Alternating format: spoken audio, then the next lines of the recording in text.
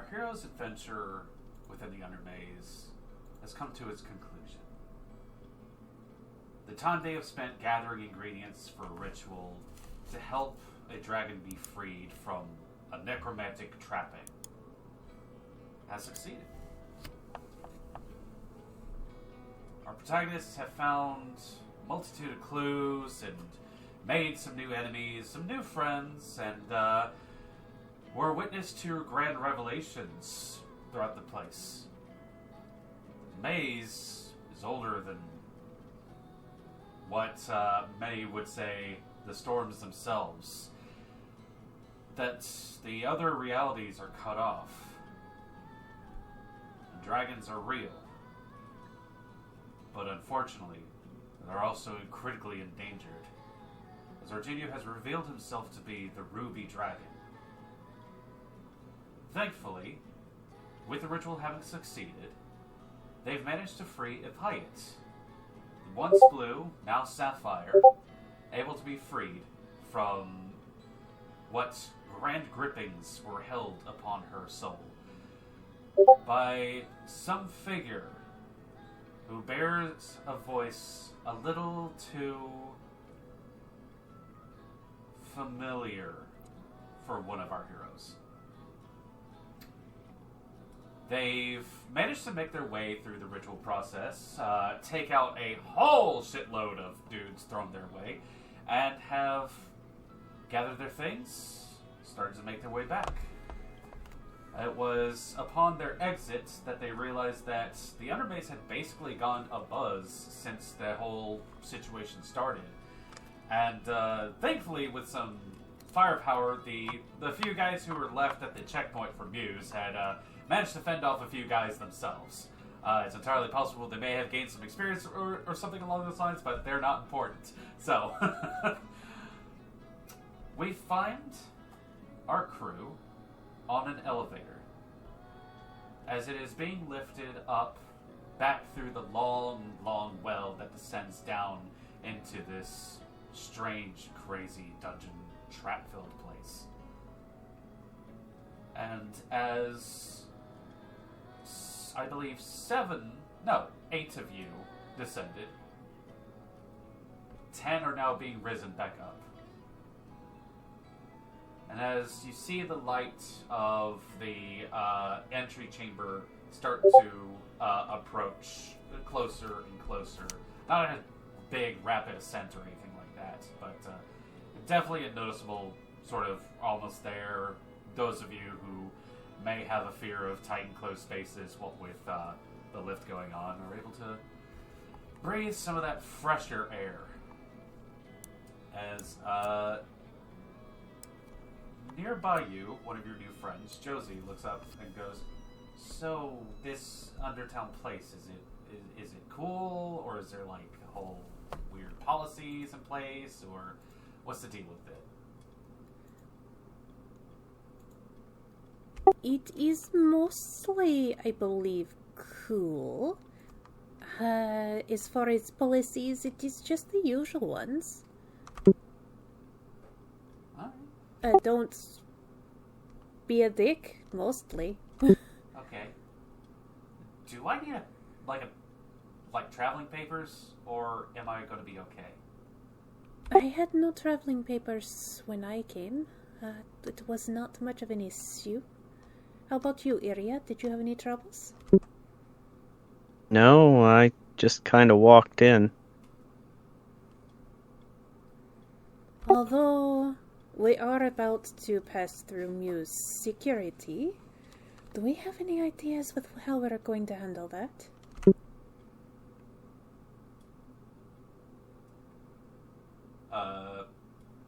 Argenio looks about the rest of you. The only thing he had wanted to be taken care of and is handling at this moment, as your new friend is kind of standing and looking upwards with just a mixture of emotions behind wide eyes.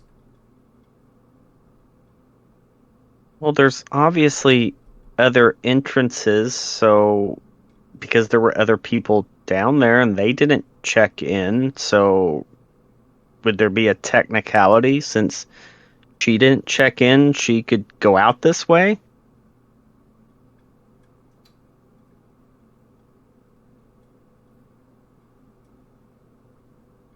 Go ahead, Lola.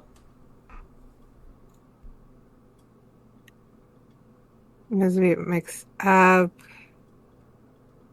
they're talking about that, which is very important, and just so everyone, Lola is trying to. What I'm going to say is specific to that. She would kind of go to Josie. Josie, by any chance, do you know how to make sense? What do you mean by that? Like common sense, or like? No. Like smell, scent, like a scent. Oh, I mean, yeah, I can whip up something. Like, do you need like a very quick one spray kind of perfume kind of thing? Oh, right. Something pleasant, not stink bomb. Yes, not bad. No, not stink bomb. Do you have? That's for later. That's a really good idea, but for later. Yeah. I mean, I probably got. Hold on, and she goes digging through her pack, just to see if she has something pre-made. You rolling a luck? Yeah, why not? Actually, she pulls out a series of bottles with what look to be of different make, variety, glass, tinctures, that sort of stuff. She holds them out and goes, I believe these 3 are pretty good, if you need some. She'll check each, whichever smells most pleasant. She'll just take and she'll kind of spray on herself the way you see a woman when they usually put perfume. Hand it back. It's like, okay.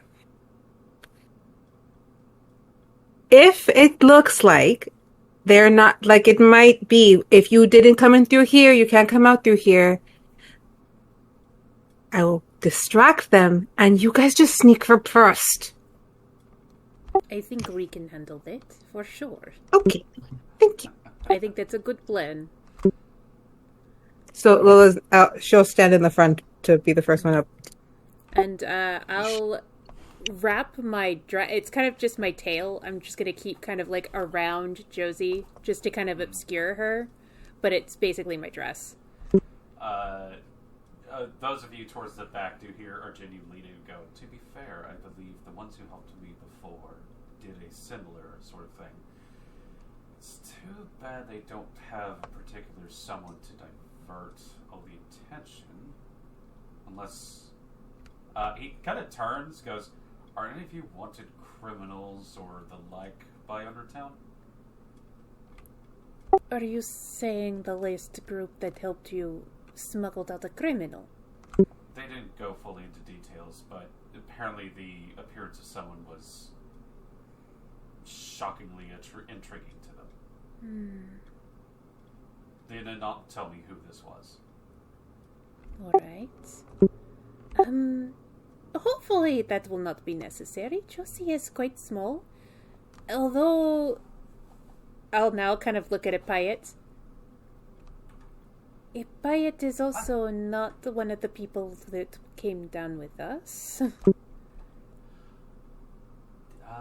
I can turn back into the form if need be.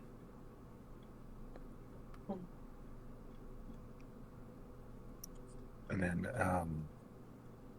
I mean, maybe, but I mean, I don't have any documentation whatsoever, and I'm pretty fine. We all signed papers when we came in. They might What's be the checking situation the number of our like? group. What's the situation like? 'Cause if they got in a fight, like, do people need help and stuff like that, or maybe we get some brownie points? Because I know the main muse lady had some interest, if I remember correctly, and there's also my friends that kind of work around here, the one that lent me the map. Right, gotcha. So maybe we can, I don't know, soften the muse lady and get her on her good side. So between I could potentially- I could potentially get one a little bit further ahead of us if need be. You could always try to make some of us invisible. If I don't know if they can see invisibility. I think maybe doing too much might attract attention rather than distract. I think Lola's original plan is probably good enough. If we do too much, we do too much, you know? It's good to have these ideas, though, in case something goes wrong.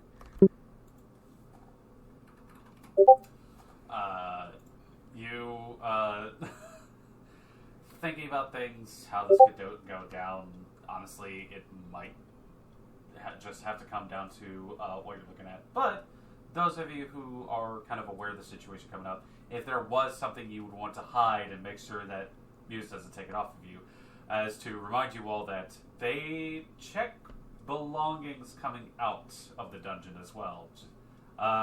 In the air of, if there is something supremely rare or something along those lines, they'd like to have it documented. And, you know, the potential that there might be a WMD that you guys are accidentally bringing up, they take that off your hands. Mm. So, I'm going to have Ouroboros go into my hair. You got it. Fairies, my wings are still in my hair. They go in, like, hold still.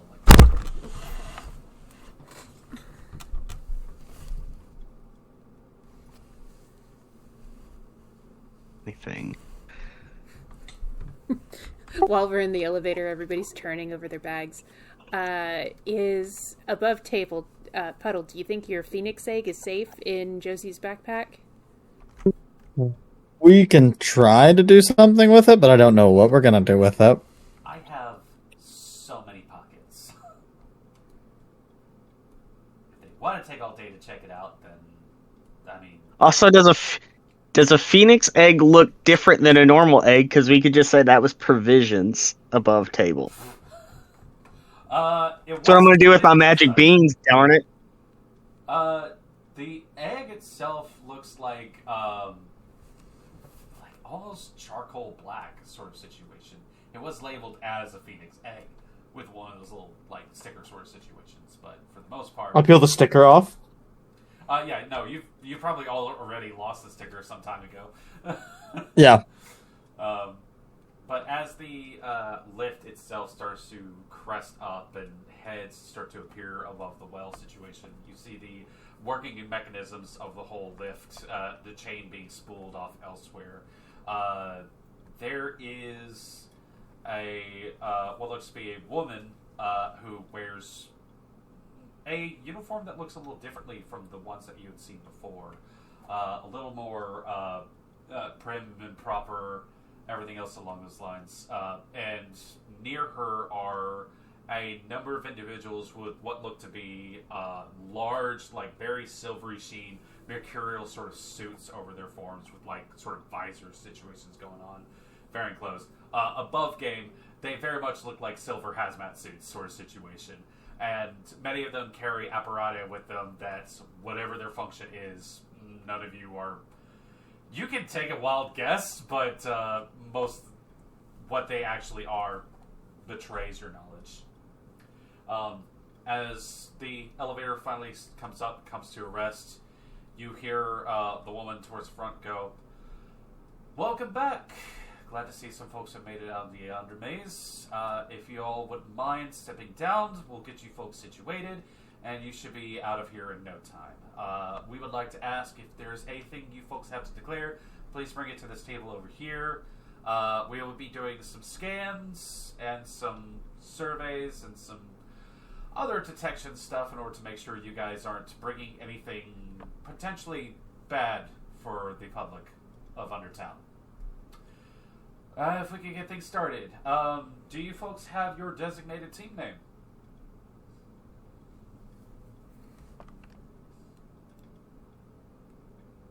We were given one? Midnight Fates. We were Midnight Fates. Well, I was for a second thinking about, oh no, I believe we've forgotten it.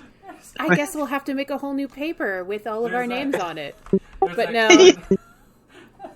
There's that good pause. Iria blurts something out. Cashmere, do you still want to try to pull that off?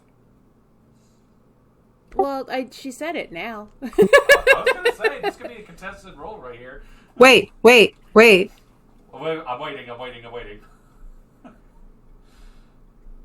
So she Retroactive. said it. Yeah. No, I didn't say it. A lot of people said a lot of things at the same time. I'm going to be real. Okay. So, I am following Okay. Lola's lead on this, though, because she Yeah. did say that she had a plan. So we'll follow Lola's lead.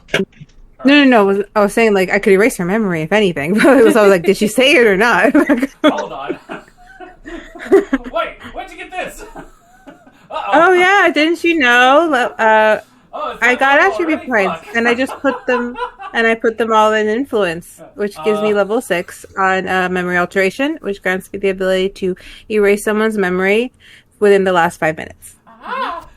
Yep. Alright, but, yeah. A lot of people blur I'm saying I out all could those have. things. You see this woman, kind of blonde hair, a little tied back, it's like a shorter tail. Just kind of snaps her fingers, half elf, by the way, as she snaps her fingers. One of the other, like, nerdy, dweeby looking guy comes over, hands her a clipboard. She goes, "Yes, Midnight Fates. Okay, let's see here. 8 members. 1, 2, 3, 4, 5, 6. You have picked up a couple. Excuse of new me, folks. sorry. Hmm? Excuse me. Yes, I hello? have a bit of a complaint. Okay. About? Those map things that were supposed to help us, a lot of the time, those things were getting hijacked. They were sending us into the wrong areas. We would try to use them for teleportations and we would get split up. There was just a lot going on that was wrong with just these maps and the teleportation devices here. And it's the fact that we're here alive is actually a miracle, in my opinion, because I don't know how we got out of there. Mm-hmm. So you knowingly entered a potentially dangerous dungeon-like environment with the prospect of everything would go correctly, perfectly, everything else along those No. lines. And you would I be able to expected bring the out things all given sorts to me of from you treasures guys. that would be still down there, having this place already been surveyed, everything else along those lines. Also with Exactly. the advice that not everything had been fully mapped out yet, and there were still hazards that we haven't fully cleared yet. And you also signed agreeing to all this that you were of the adventurous variety, willing to take on dangers and knowing the risks that were involved. Am I clear on that? Did everybody move while I got this person talking?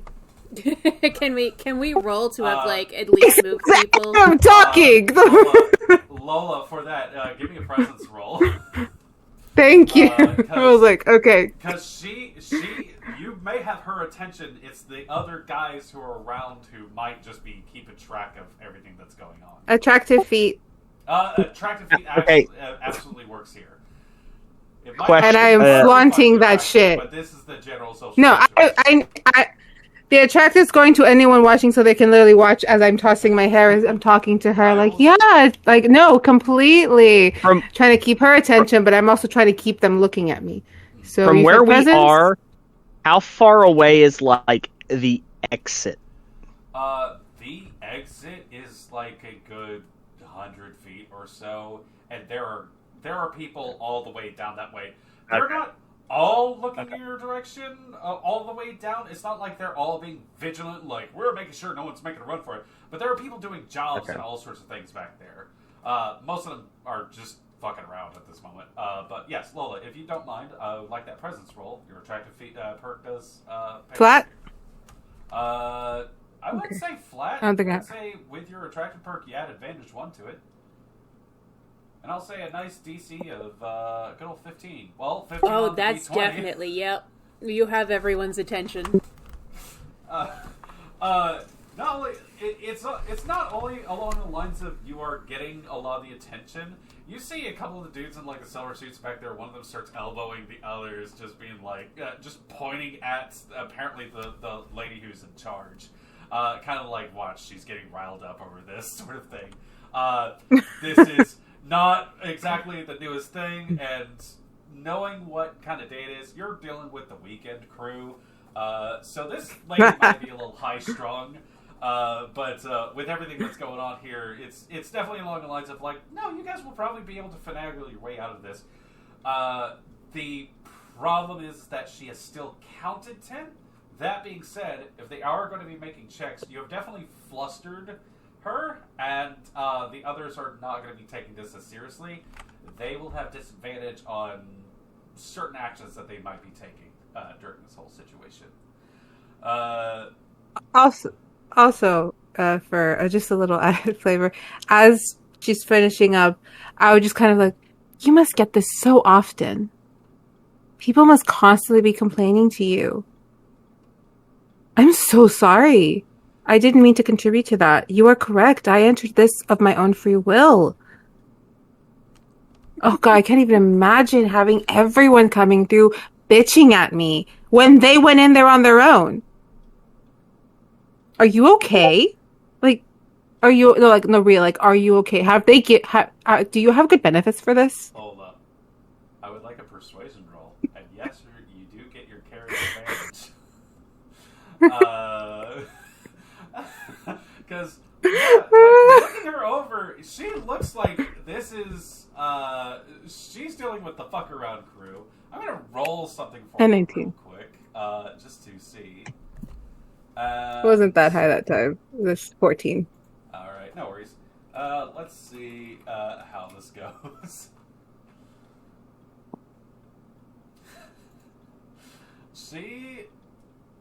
She looks at you as you lean in.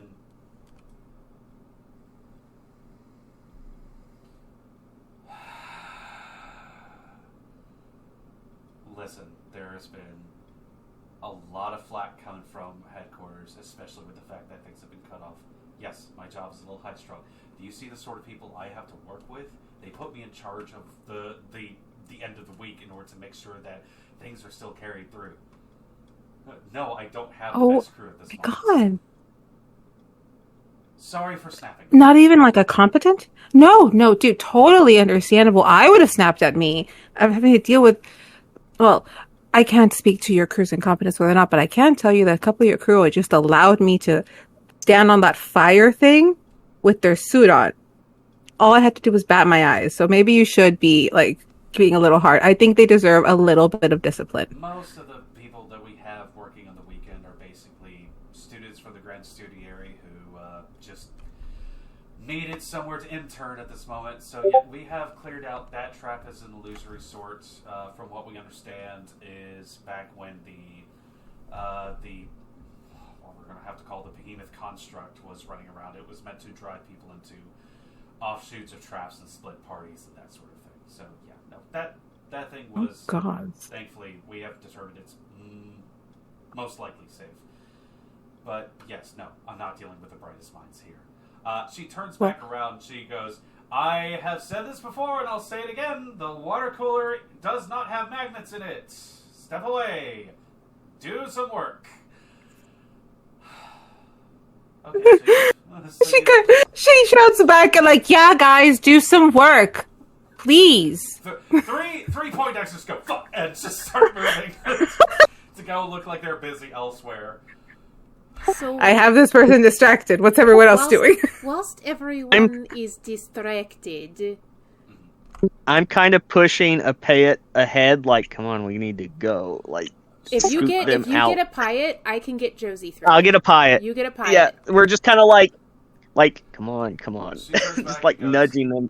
Listen, there have been some folks who come out of this place with like a new little critter or something else along those lines that they're like, we swear this one's fine or something like that. We just need to make sure they're not going to be biting people's heads off. They look like they're capable of speech. Hello, how are you? You hear Josie go, hi. Sorry she spoke to me. I was going to pass her off as my assistant that maybe they didn't see the first time, but sure. Oh no, she's done the head count already. She goes like, we're just going to do some scans. I assume these people are not mass murderers or something else along those lines. Okay, we're just going to scan. No, they helped us. But I would also say a lot of these detection signatures that we're doing are also for your benefit, because there's entirely possible thing that you've picked up a magical malady while you were down there, and we just want to make sure that, things are safe. That's what we do. We're Muse. So, if you guys don't mind... All right. we're gonna try to speed up this process for you guys, though. We're sure you guys want to go get some R&R, and honestly, you folks don't look like you cause a lot of trouble, so. But No. They go down the checklist. They like check names to faces, that sort of stuff. Do you guys really want to try to bamf a couple folks past them by this point, or? No, if they have a head count, no. Yeah. Too many minds to erase. Yeah. As they go looking around, you see a couple of the guys back there just come over. They start, they pull out these wands and start drifting them over your forms. Yes, this is very much like a TSA sort of wand detection sort of stuff. Cass starts looking really nervous when the wands get near her tail. She's just like, You're inside one of the stages, oh, it's gonna be okay, man. This is just a standard magical detection. We understand if you have some latent sort of small signatures. We're just looking for big spikes and just a second. A damn puddle's gonna set this shit off. Lola's being very extra as she's extending her arms out, in a very cute little pose. This person's smiling at them. doing the whole thing. Cass, they look at you and go, I'm sorry, are you the Opal? why, yes, of Oh my course, God. yes, Oh, I am, the Opal. I have gone down with my friends here, and, my new assistant, Josie. She's very important. I cannot get gosh. anything done without her. oh, hi. Oh, no, I'm just a huge fan. Not that we've met before or anything like that, but I do have a poster. Some artist made something along those lines. I would be very happy to sign it if you would help speed this along a bit. I am a little late getting back to Mama Diamond. Oh, golly, yeah, no. We're just gonna do some quick looks over everything else along those lines. Yeah, if you don't mind, I'm just gonna, he As a turns back. matter of fact, I'll reach into my bag and pull out, one of those 15% off booklet things and just, hand him. Please, pass it around to all of the employees if you would like. I'm sure Mama Diamond would love to have more Muse show up to the shows. And it's very important to come soon because the Emerald is retiring. Hey, you hear him go, oh my god, and behind him, two of the other guys who were on their way to check other folks just go, oh, sorry, did you say this is Opal? And just, you get crowded. No scans happening. They just come over and get your spaces. You hand over a coupon booklet. They're like, oh, no, don't pull the coupons. They just basically get in your space. They start going over adulation, all sorts of other things, as they're trying to scan you. You hear the woman just. So go, they don't notice the tail. Thank God. No one's. Okay. They are not. You guys are pulling so many shenanigans that these folks are probably incapable of looking very stupidly closely. If this were Papers, Please, they'd be having so many citations. But they are going to make a scan over you guys. Is there anything you guys that found within the labyrinth that you guys would like to declare as you're coming in? I am going to ask this a thing. You have your bracers. Cool. They check those over. Not a problem. Bengals. Oh, yes, Bengals. the Bengals. Sorry, thank you. They are stated as bracers, but they are Bengals for you. My flower staff. Yep, they looked that over. I showed the quiver, my halo, and my glasses. Mm-hmm. The quiver, the halo, and the glasses. All right, just a second. As I said, they do have some disadvantages. Are they also identifying things for us as they do this? They are not.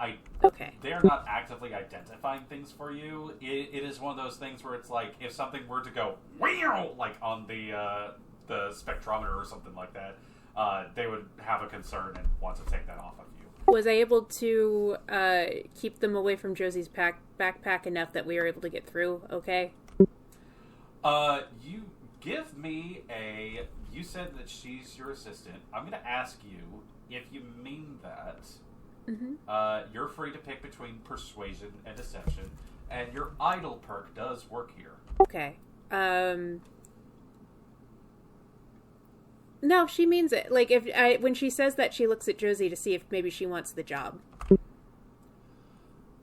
Yeah, okay. I don't know what that is, but okay. Yeah, You just help me. You just help me when you can. She will. I don't think she has anything in social skills. Hang on. She will essentially give you the help.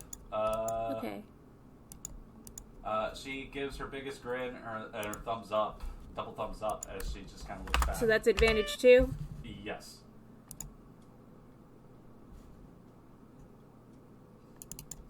Well, the 19 on the D20, yeah. They go, oh, okay, yeah, no. We'll get this game over, and, hey, maybe we'll see you there. What do you do there? She looks up and goes, I am stage tech. Got it. Hey, we should talk about mechs and stuff down the road. Oh, sure, yeah, no, we can do that. She just smiles up at you. Like, right as you see one of the guys just kind of scanning over her bag. She hasn't pulled anything out, but you see him go, oh, there's a lot of pockets on this thing. Man, I do apologize. I do have some of my intimates in there, so I would really like it if you didn't peek through everything. One guy was in the process of opening one of the pockets. The moment you say that, one of the bigger, like, silver-suited dudes just goes, and shoves him. Dude, that's like our intimates in there. You know what intimates for me, right? No. Well, it's like, you know. Thank you so much. I'm helping Josie pick up the bag as we move. That's intimate. Yeah, and unfortunately, there's a squabble that happens with these guys because they're very pretty. They go scan the rest of you folks, everything. One of them gives a side eye to Buddy, who is just a small skeleton, but they don't make a big deal out of it. One of them does go over, and you do watch as one of them goes over to Epayet, and just you see the one just kind of go,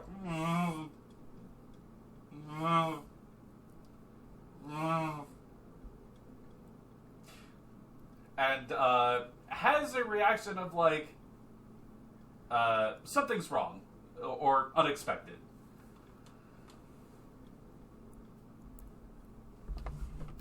Oh, well, seeing that, I'll direct this to the main lady that was there. Actually, I do have something big to declare, but I'll pull out my contract that I have with Halberd. It's because I lost my notes on the rollback, but the guy who gave me who let me, how to sign a contract to take the map device thing. Got it. Yeah. And I'll mention him, like I have a contract with him, I'll pull out the contract where in exchange to borrowing the tech, he gets first rights, and then I just need to talk to your boss because she needs to know about this discovery that's pretty big. So if that means a promotion for you, then I think we should get to it. I would like you to roll persuasion for me. I'll give you advantage because you do have a signed document. 16. She holds her hand out towards you. It looks like she had been having like a little like side conversation with Lola. Lola, you're getting a little bit of a this has been stressful. I don't know what's going on over in Claimhold, but those idiots can't get us any support. Yes, thank you. Let me take a look at that. As what the guy with the wand at Epayet is just looking at, like, it still is sitting there going, I don't know what to make of this. But she looks it over and starts looking at this, goes, huh, okay. Howard. No, Hubert. Thanks. I think I outranked this guy. Well, although you made a deal with him to get him some documentation? Yeah, because since we're going adventuring, I was like, well, I'll hand over the data of what we find, like the new paths, and which we did. Since I hear it's a very big deal when a trial gets passed. So now imagine multiple ones. Well, hey, my job right now is just ensure security for Undertown, so... Because, I mean, if I didn't do that, you wouldn't know how many people have me breathing down my neck. She nods at you guys, but I appreciate you letting me know about this. If you folks wouldn't mind handing over any maps you might still have in your possession. You mentioned that there was one that was lifted off your person. She turns to Lola. Got it. Yes. We did receive one earlier from someone who was trying to sneak it past us. So we're going to assume that was one of yours. Hair color? Blonde, like a horrible dyed blonde. Did he talk a lot? Too much, yes. Like more than me? Yes. That guy has been... Which direction did he go? A little bit. He has tried to come back once or twice, and we've told him to beat it. Apparently, he was unable to procure himself another party. So... Sure, why? Yes, well, as these are necessary to help chart out the location. No, if that guy is or is not related to you, but we appreciate giving the heads up. But yes, if you folks wouldn't mind, if you have any maps, we'd love to take them off your hands so we can get a better picture of what's going on down there. That'd be great.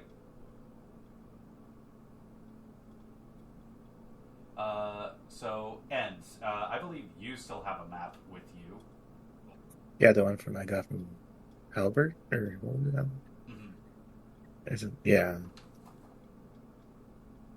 Hang on, I have his notes here somewhere. Horton. The guy's name is Horton. Oh yeah, because I put like Halbert question mark. Like I was like, I couldn't remember. Like his signature is like a weird scribbly H. It's kind of like one of those doctor signatures to be like, give this person these many pills, and then they just slapdash it on there because they have to sign a lot. So, not knocking on doctors here.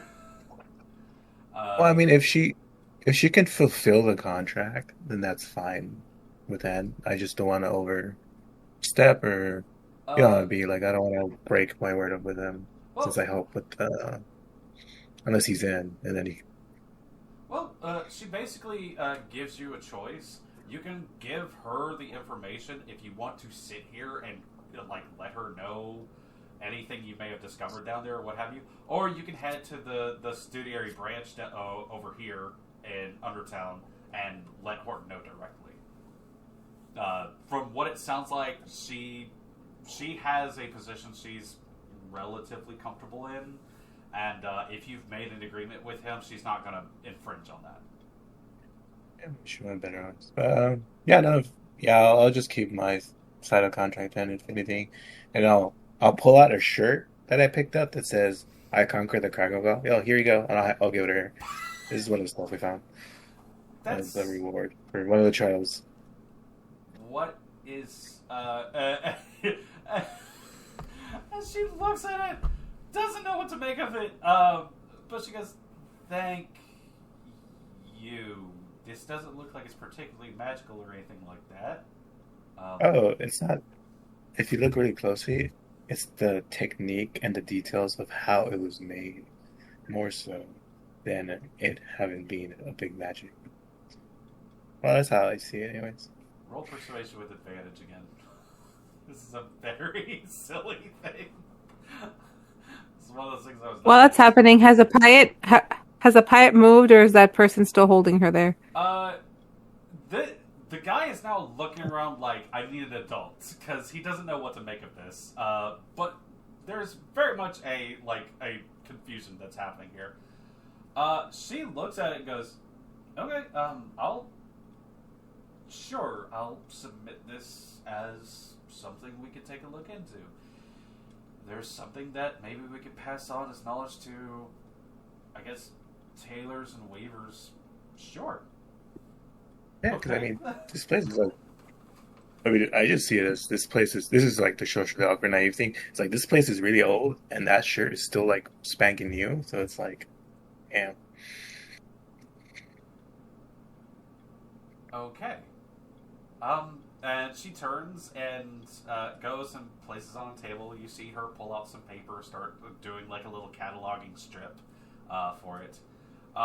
Area, Puddle, anything you guys want to, any shenanigans the two of you want to try to do within this space? Did they scan Puddle? They are scanning Puddle. I want to be a little naive. Okay. As Cass is like saying, like talking about how she's the opal. I just want to like squeeze my way in, like really awkward. I'm Aquamarine. I'm new. I'll be starting, but you could see me there too. Hold on a second. You're not on any of the posters. I'm new. I started like 3 days ago. Roll presence. Fuck you. Can I assist with that, or am I like gone with Josie? Do you have points of presence, Opal? Do I? Do I? Open your seat. Take a look. Does my extraordinary presence kick in here? I'll say yes. I have 3 points of presence. Then you can help. I So will advantage just, 2. like, as I am ushering Josie out, Josie, just be like, oh yes, that is Aquamarine. Funnily enough, Josie actually does have points of presence as well. She will also help. So advantage. That's 3. And she goes, oh yeah, no, we were hired at the same time. The 23. Oh man, there's gonna be new acts at the gyms. You've never been to the gyms. Yeah, there's gonna be new acts at the gyms. So, they kind of like, they start looking at you, talking about stuff. One person begrudgingly does a wave over you, looks at like a thing, and just shrugs and walks off. Apparently you're clean. Iria, they come on over towards you. Do you have anything else, Chad, before... No, that's all. All right. That's all I wanted to do. Sorry. I just wanted to. I felt jealous. So, like, what's your act? I paint. Oh, okay, cool. One person just goes, I don't get it. So, that's because you're small-minded. And just start shoving each other again. Just big fucking inflatable suits. Just... Iria. It's like trying to go through the TSA with, like, Among Us minions just wobbling around. Pretty much. Fucking... Argenio leans in towards you, or Iria just go, I don't think they've sent their brightest today. No, I see why that lady is so frustrated. Yes. Can you do me a favor? Run interference for Whatever. Hyatt, please. Will do. Got it. He sits there as this other gentleman comes over towards him. He goes, all right, what position am I supposed to assume at this point? One of these. As you make your way over, there is that person. There's just, he's getting a strange reading off of a Hyatt, and like, this guy might be new or something along those lines. He doesn't know what to do in this situation, and literally every other distraction con situation is going on at this moment. So, she's very shy. Don't stare at her. Look, do you have children? no, I'm unfortunately single. Oh. Well, have you been around children? Like, you know how sometimes children, like, start crying or a tantrum? Just, she's very particular, so maybe it'll save you a lot of trouble, because she'll freak out, and who knows what will happen. Apaya, by the way, looks like a grown woman, so it's one of those, like, children. She's special. They don't have Well, the word she for was like- autism right now, so Aria's Yes. doing her best. Hey, they're like, behind the visor, you just feel like them look at you, looks over at Apaya. Apaya kind of starts to pick up what you're saying and just kind of grabs at her cloudy hair and just starts, like, pulling at it, like, but she just kind of, like, stares back at him, a little wide-eyed. He just goes, okay, but I do have to gonna have to report this. And he turns and starts. Well, hold on. Did you hear what she was saying about you won't? I don't think she wants to fill out any more reports. Yeah, but like her boss is gonna want us to fill out reports, and this is like a stupidly big magic signature. Have you ever like overstepped your boss to go to their boss? That's not going to end well with you. Yeah, no, I follow the chain of command. I don't know what you're talking about. Exactly. Because like I have to write this down, and then that gets cataloged, and then like other people take a look at it and they study it. Well, but, like this and could be. you know what? I think your boss might be in getting promoted. I've overheard that. You don't want to step on any toes. You might be next in line. I don't see how this is stepping on toes. Can I have a perception check from literally everyone else about this situation? Lola, I think they need your help. I think they need your help bad. And for the role, Erin, do you mind giving me a presence? Well, that's a nat 1, so... Uh-oh. Oh, shit. We've rolled a 7, a 4, and a 3. Oh my god. However, DM, I have been looking back there. She has been looking back there. You know what? Trying to get over there, but I don't know if she can undo what Daria just did. Please, if you don't mind, Lola, roll with advantage. I hope a D4 explodes like crazy. Just roll it again? Because I already rolled once.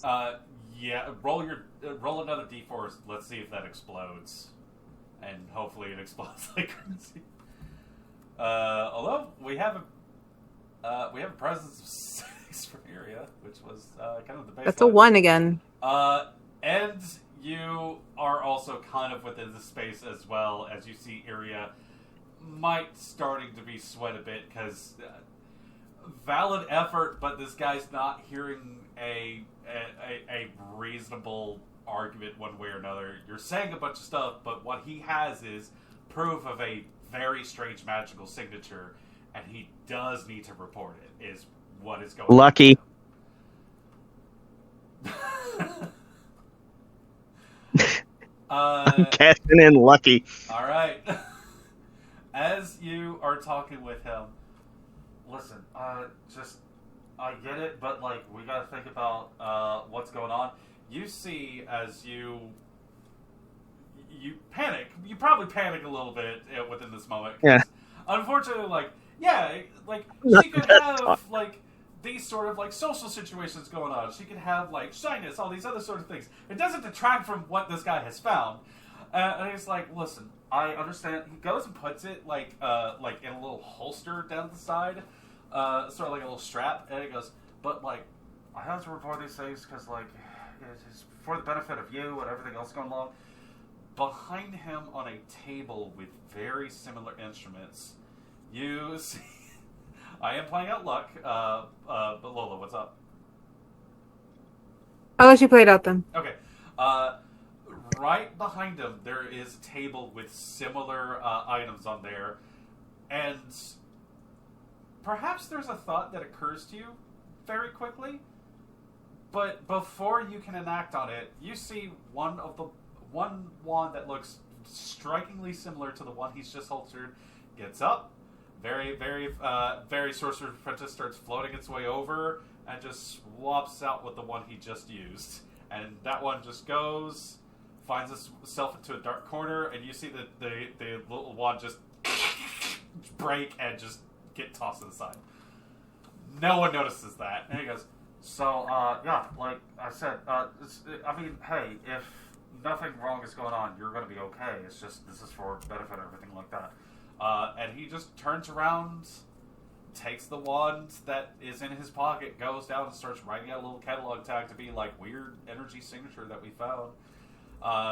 He turns back towards the lady and goes, miss, you might want to take a look at this. And she goes, takes it, looks, holds it for a second, nothing happens. Yes, this is one of our detection wands. This is precisely what we're here for. This is what, your third day here? You've been instructed on how these work, correct? Those, yes. You see, like, she starts to dress him down. I would like at this moment, in order to basically wrap this up, I would like a team-wide social effort here. You guys are free to choose persuasion, deception, or presence individually. And also, with everything that's going on, I think you guys just get an advantage to baseline, because we have people using multiple perks and things. Have zeros in all. Well, then, Does extraordinary presence kick in here? yes, extraordinary presence. I see a natural 20 from someone. You said advantage 1. Oh my god, Cass! Oh my god, Cass! I'm trying to lay low here. I'm trying to just be in the background. Why is it when I'm trying to do things, the dice are bad? That's it. But when I'm just like, okay, new, yeah, group roll, I'm rolling amazing.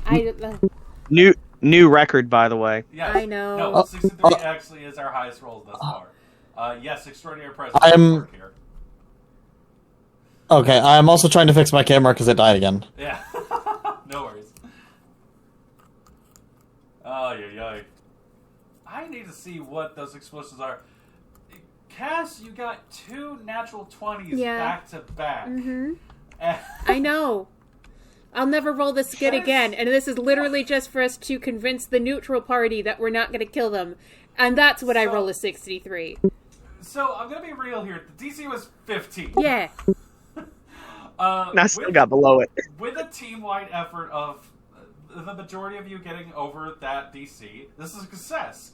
Cashmere, with your 63, I'm going to say that, like, so many people are enamored by the fact that you're here, and there are so many people going, oh my god, as they are basically futzing about you.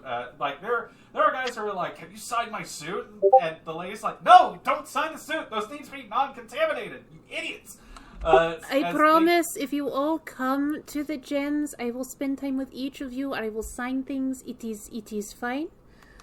Just please, I would really like my friends and I to be able to go home and take a bath and get some food. It has been a very long couple of days. So I'm going to say this. They're not going to look too deeply into this, but I will ask each of you, because Cass has rolled a 63, is there anything specific that you guys have that it doesn't matter, it probably doesn't matter what it is. If you want it to fly under the radar, it flies under the radar. If you guys want to just verbalize what that is real quick. You could smuggle a map out if you want, for instance. If there is something you absolutely do not want them to know about or anything else along those lines, they are obviously not going to know a damn thing about dragons from this. I will say that. Would the bottles of lightning set off? I'll smuggle out my bottle of lightning that I'm holding. Got it. I think it's safe to say the Phoenix egg is not being noticed. I would say anything that was in Josie's bag has just been completely ignored, because they did a one scan over it and they went, it has a lot of pockets, apparently it holds stuff, and you said there was intimates in there, and you have way too many fans to go looking through that. Would my sword give off a different vibe now? It would. It's smuggled. Okay.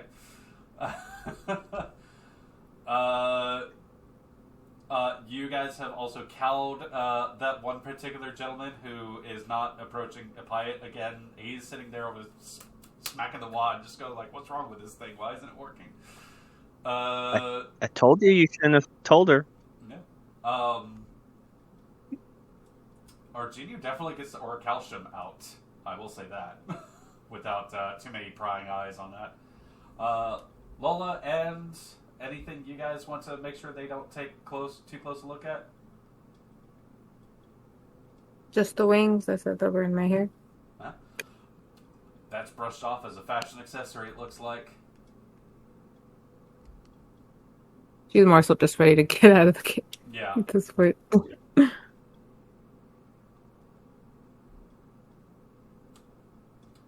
Yeah, I mean, I already presented them.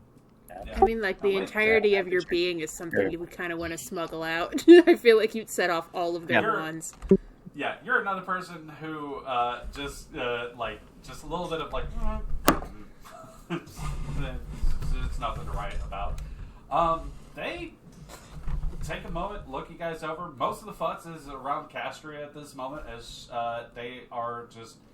You see people arguing about who's going to get what coupons, people asking for autographs, all that sort of stuff.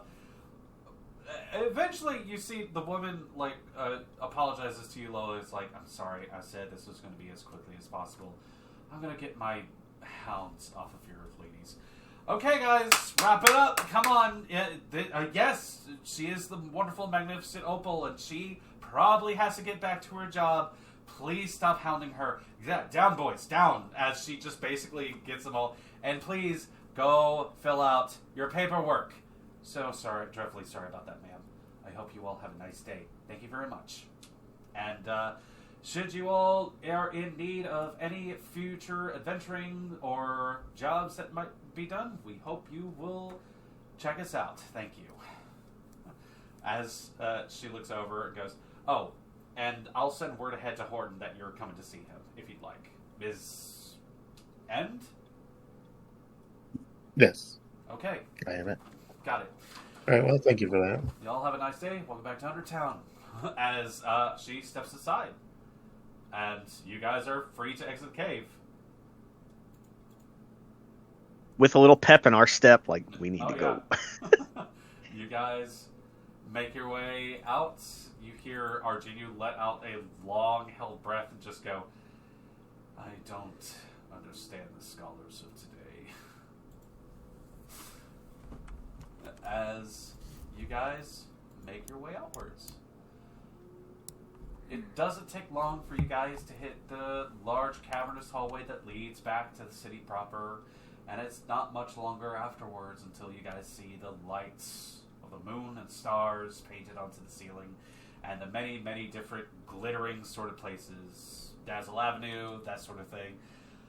And you guys are basically free for yourselves. So, just a second here. Just trying to get music swapped over. So, as you folks do kind of crest out into seeing everything,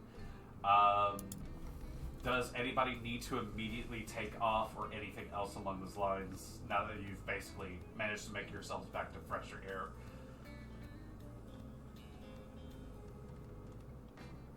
Lola really wants a shower, so she's probably going to be the first to be like, so, I gotta go. I love you all. I can't wait to hang out with you again. But if I don't take a real shower and get some of this grime off me, I'm going to rip my skin off. That is fair. If you're talking, I cannot hear you. I pressed space instead of alt. That is more than fair. Thank you for helping, Lola. I appreciate you. You are still coming to the party at the end of the week, and... Yeah, we have to go shopping for our dresses. Oh, when would you Talked like about to this. do that? Just give me like a day, so not tomorrow, but the day after, and I'm totally good for it. I just have to... Of course. Shall What- we come to you, or do you want to come meet us at a specific place? You know what? I will meet you guys in the shopping district. Okay. Shopping district it is in a few days. Be safe, Lola. Bye, guys. And you see her kind of like try to slink off into the crowd to get home in as inconspicuously as possible. Lola, you managed to take off, trying to filter your way into the crowd. It will be a little bit of a walk before you get there, but hey, you're out of that place. Just I want to will shower. take my leave here as well. Cass, I'll meet you back at the Gems later this evening. I would like to go buy some painting supplies. Of course. I I will tell Mama Diamond that you are alright and that you will come back. I feel like she's probably going to need a check-in from us as soon as possible. Of course. I would just... There's some things on my mind that I need to work through, and painting is how I do so I'd like to have my supplies before I get back tonight. Well, I suppose that's where I shall go then. Josie, you said that you needed lodgings? And since you are going to be my assistant, would you like to stay with me? What? Those of you who turn to look at Josie, see white eyes wonder as she looks out onto this place.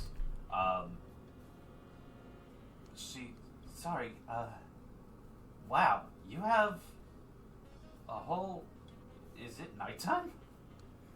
It is beautiful, is it not? Yeah. I come from a place called the Jeweled City, but I feel like it fits this place far better. This is Undertown. Oh. The ladies as Dandius put the stars in the sky and they protect us. Okay, cool. Wow. This is, I tell you what, we do not have to go directly back to the gems. I could take you on a wee tour. Yeah. If you don't mind, I definitely not heard of anything with it. I don't think I'm in the provinces anymore. No. Yeah, I don't. Would anybody like to join us? Plus, look at it this way. At least your first time here was with friends, unlike a lot of us. Oh, wow, really? You had no friends? There was a time, yes, where I did not have any friends either. But I found them very quickly here. She looks over at Alex and Bubble.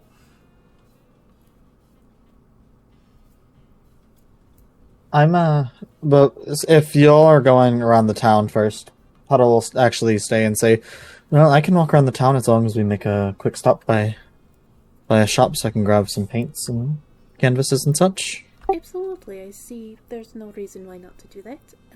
Yeah. Iria and Shiri, would any of you like to join as well? Well, I have nowhere else to go but the tavern, so I might as well tag along. Oh, and I know you have to get those provisions back to that wonderful place you work at. We could stop by there as well. But I do have to drop off the map and the information to complete the contract. But and then I'll be dropping off the extra stuff with Opus. So there is somewhere nearby you guys want to meet up. I can see you there. All right, I'm sure we can make that work. Plus, you can always see where somebody is, right? I can, using the spying diamond. I would really like to find a different word for it. I don't like the idea of spying on all of you. But perhaps just looking after. But I guess looking after diamond does not sound as good. Or maybe, like, scrying? Yes, a scrying diamond. Just replace a letter with a couple more. As she says that, Cass, looking out at the city,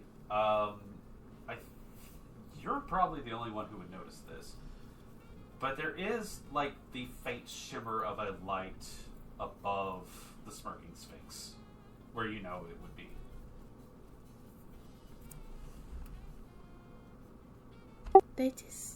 That was not there previously. Can anyone else see the light over the Sphinx? Do I have to make a roll, or is it like blatantly obvious? None of the rest of you see this. Well, if she mentions this, I'll just pipe up with like, well, I mean, when were they having their opening? Because I know we were helping them repair. Well, at least We were part of the Harry and I were helping them. You guys actually were there for the grand opening, so it's happened. happened. Yeah, that's what I'm saying. So it's like, is there another event? I'm not heard. Perhaps we should Are they make still? the traveling sphinx part of our little tour. Or the smirking Well, sphinx what part of our little tour.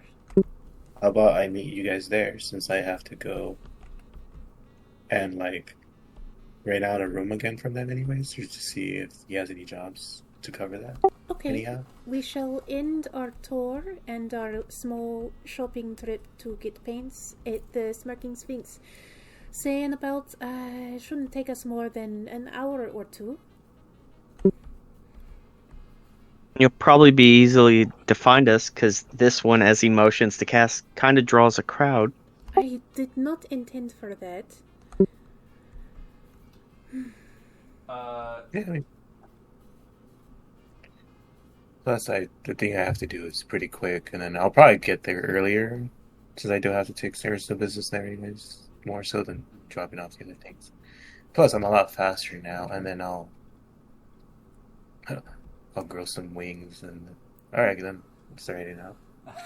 At the mention of getting recognized, Cass actually looked kind of embarrassed, and you see her glamour sort of dim, and she's like actively trying to make herself a little bit less conspicuous, a little bit more plain. As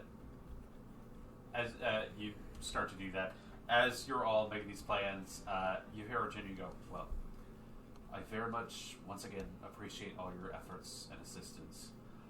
I am going to escort Lady Appiat to my lair.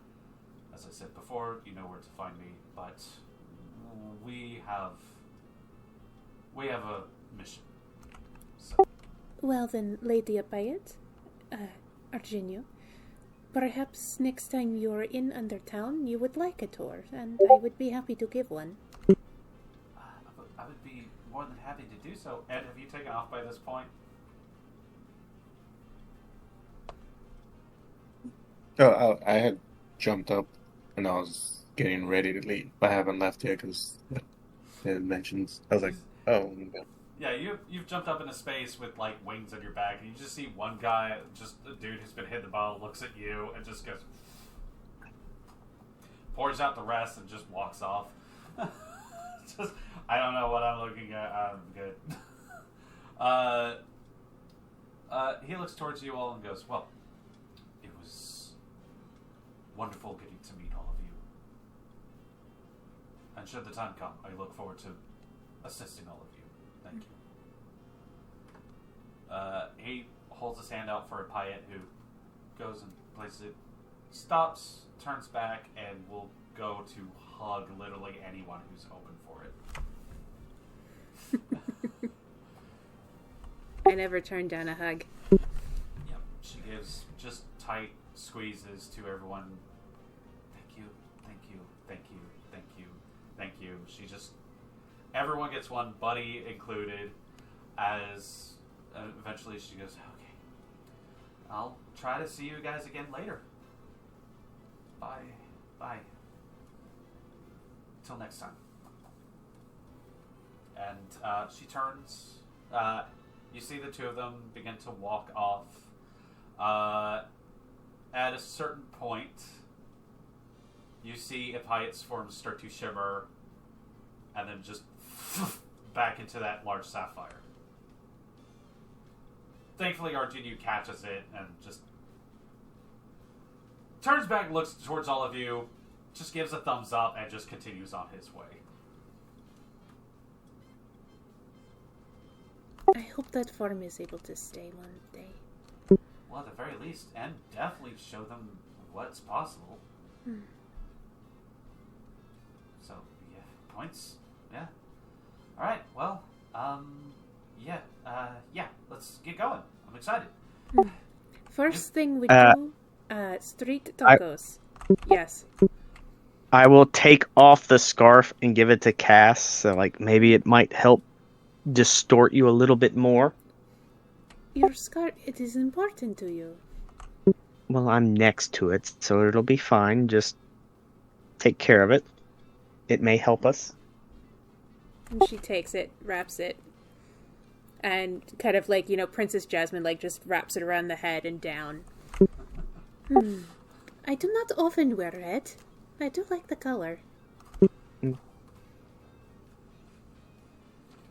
it lowers our profile, it'll help. Big star. As she smiles.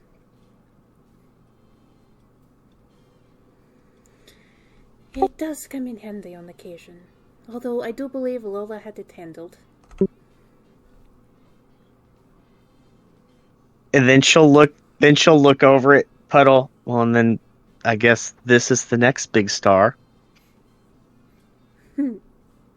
Yes. One day. Girl, you gonna be famous? Josie just looks up at you. Wait until you see the gems, Josie. You're going to love it there. Yeah, so you guys just have a huge treasure hoard or something? What's up with that?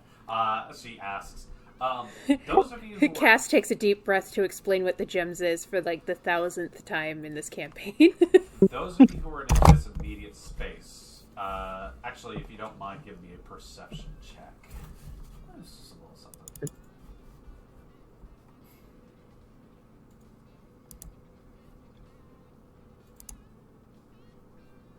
Man, I don't see shit.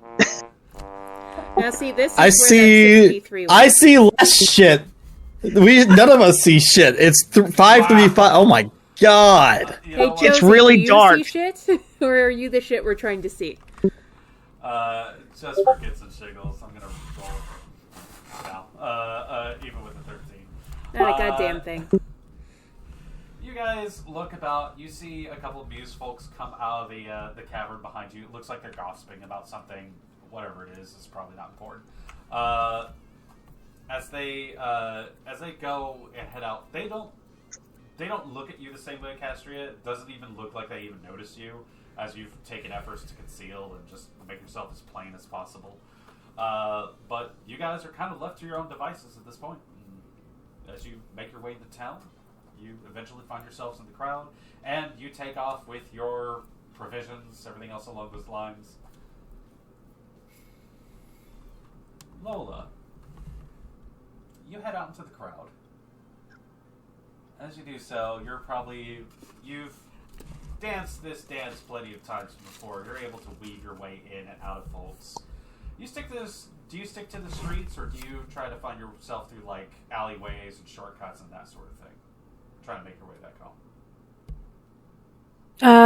A little bit of both. Okay. She wants to be seen on certain streets. Got it. You're seen on certain streets, but unfortunately on some streets, owing to the time of day it is, it's going to be way too crowded. And as a matter of fact, as you are heading your way through, you kind of do a general vibe on what the city is like nowadays, and folks weren't kidding when some people were like, all the fucking tourist influx we're going to get just because one city's closed. There are lots of people in certain stretches, and as much as you can bob and weave your way through the usual crowd, new folks who sit and gawk on sidewalks and all sorts of other things, it's a whole new beast of trying to get through. So there are maybe a couple times where you probably dip into an alleyway just to find yourself a shortcut. Remember, what's walking around is a girl in a slip dress and just black thigh-high boots. So that's what's like trying to go around inconspicuously. Yeah. Thankfully, there's all sorts of different sights and sounds and colors and things going on within the space that, you don't draw too much attention. As in one alleyway you see that comes up, this is a real quick, easy in and out. It's well lit. There's not, that there's not a lot of hoodlums that hang out here or anything else along those lines. Relatively safe. As likely, that's the best route of traffic you'd probably want to take yourself. As you go to figure out that might be the best way forward, you see a light, a torch that is on one of the facades of the of nearby buildings, just kind of, just a real quick, something just tried to blow it out almost. And it aimed into the alleyway itself.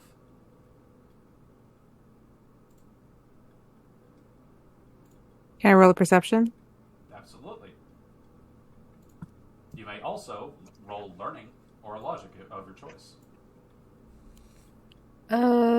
I'll do logic then, since I have 3 on that.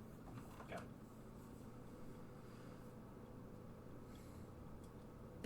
But that's just not in my favor. Even with an 8, it probably takes you maybe like a couple of seconds to go, that was weird. And then you see one of the trash bins in the alleyway, for no reason whatsoever, the lid kind of get...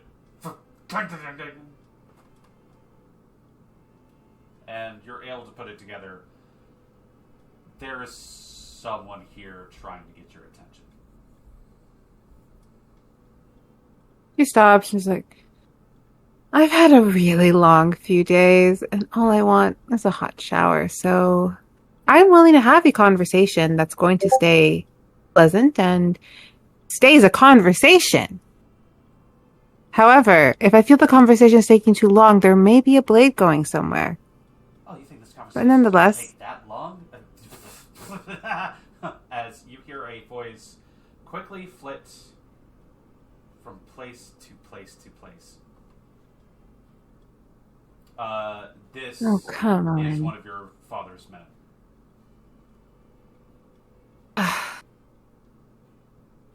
Well, if you already know what you want to say, why don't you say it instead of, trying to do that spooky shit? Well, this is a simple fact of the matter. And then is work that that- you're standing out here in public, and if I'm going to have to be telling you everything, I'm going to have to start kicking people in the fucking ears. I'm already on my way home, so I don't know what the issue is. Yeah, well, maybe you change plans then. Your father was... Why would I change plans? Exactly. Aren't I headed home? No, he's not at home. He's in the office. I've had a really kind of bad couple days. The trip didn't go, the nice way. I was in a bad place for a little bit, so... Fine, lead the way, lead the way. Gods, can a girl just go home with a hangover? You think I'm going to be leading the way? Sure, hold on. Let me see. How many throats do you think I could slit before I get there? You good. I'll leave You it. need to stop with the murderous intent. There's too many people on the street. Yeah, there's too many Mundies. Don't need these fuckers. Just taking up all this fucking breath in this space. It's enclosed. Yeah, but they're bringing in money. Yeah, I don't They're know bringing when in the money. The boss wants to live down here in this enclosed space. When fucking whatever. Hey, You can ask him. yeah, well, how about you take your pretty new dress and get your ass to Wonderland? Fine. Also, just so you know, that spooky thing hasn't worked to me since I was 6. Doesn't matter to me. At least you got the message. Later. And you hear the sound of like something smashing as Cat yowls and jumps off somewhere. Nico is gone by that point.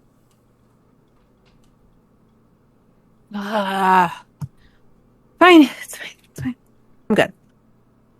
Turn on perfect little daughter charm. And she heads towards Wonderland. Now, I will say this.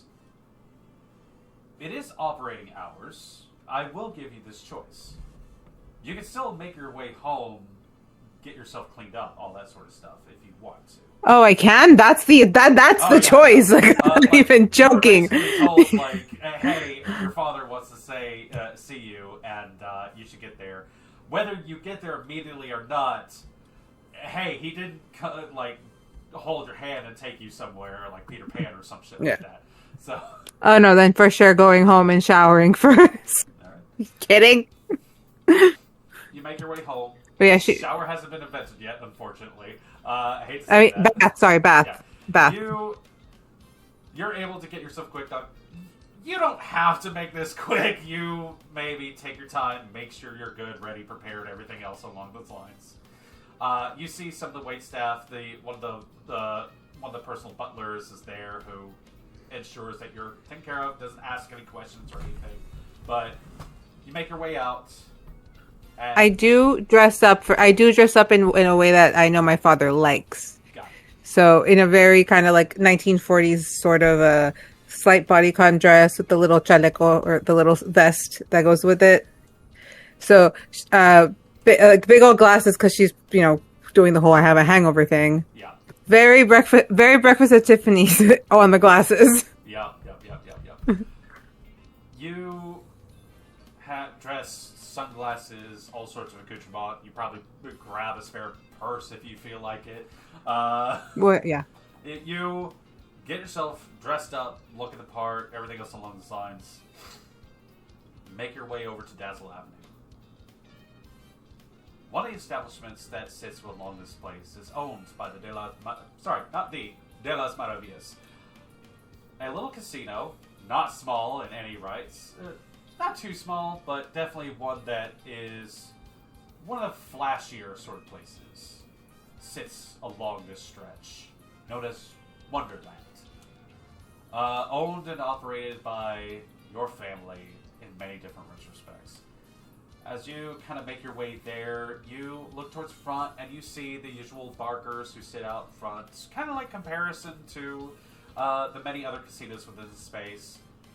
But you see one of the barkers kind of lean over and start calling out to a couple. Start to brush them off, but with a little wave of his hands.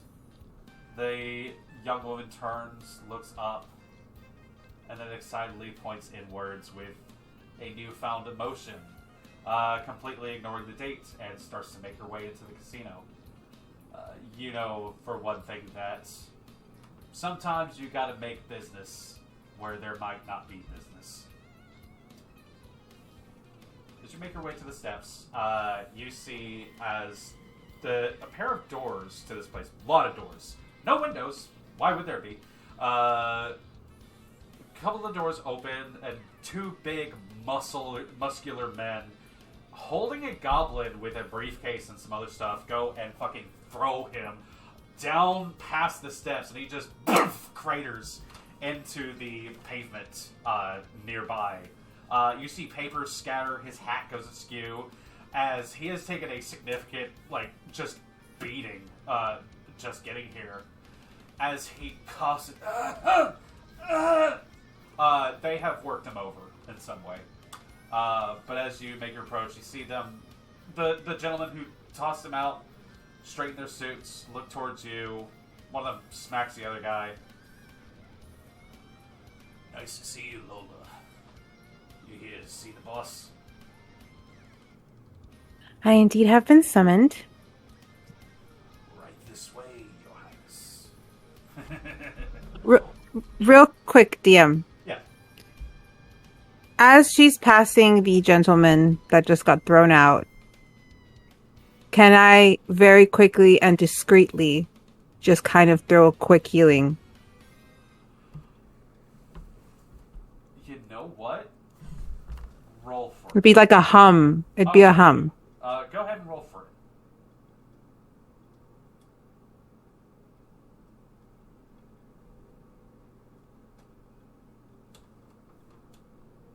I tried. 11. I'll say I finished effort.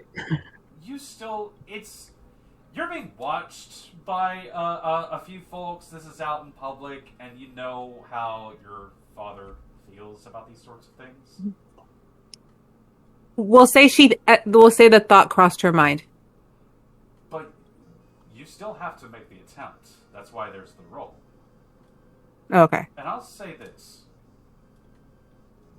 Do you genuinely want to help this person?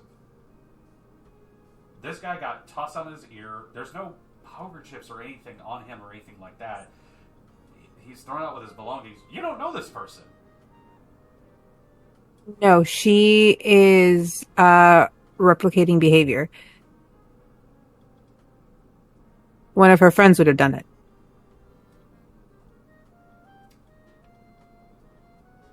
Trying something new. So it's not fully coming from her. It's she saw it happen and she's like, oh, that person probably needs healing. Like, then I'll give you this. How about a little success with twist? okay. you hum something, and you see him as he's dazed a little bit. Some of that sense snaps back into him as he gets himself onto his seat. You see like a kind of like a new sort of like business suit thing. His coat's been left askew. He's got suspenders up, like a pinstripe, like very askew work shirt, all sorts of other things. His hair has been frazzled. Looks up at you, goes, "Thank you? These guys are animals. I didn't even do anything." Oh. She just puts her hands. She kind of like. Thank you.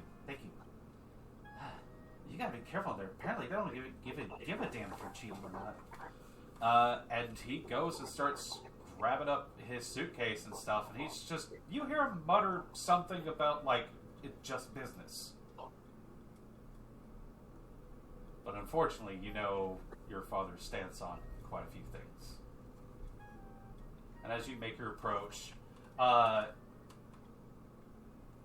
would like you to roll deception for me as a little backup to that roll just now.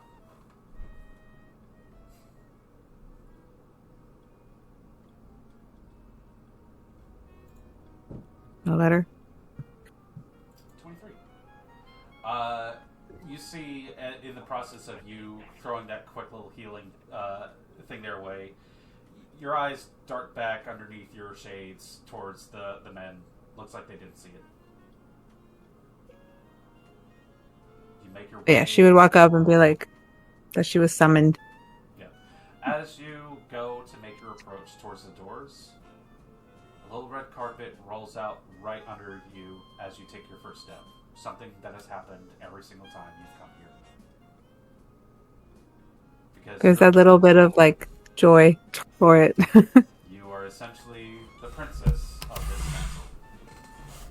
And as you move your way within, this is where we're going to take our break, guys.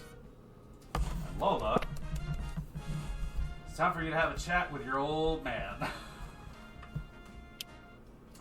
So we will come back to this. I apologize in advance. No worries. I was basically sitting there going like, I'm accounting for a lot of different things to happen, so hey, this is what's happening. Yay! Alrighty. Just a second. I almost forgot something. Mm-hmm. Amy, name a class. Oh shit! I forgot which ones we had. Druid. Druid. See, because I saw you eat something, I'm like, there weren't. I don't think there were any red ones, but you had a twist. Okay, so the Sweet Tarts gummy candy is like the only red cherry candy that doesn't have red 40 in it, so I can have it. So it's become my new favorite candy. What? So this is. Oh, you were. Oh, it's Druid. It's Nature Nibble. Yeah, honey barbecue style turkey. With beef stick. Yay! Are we showing? I mean, yeah.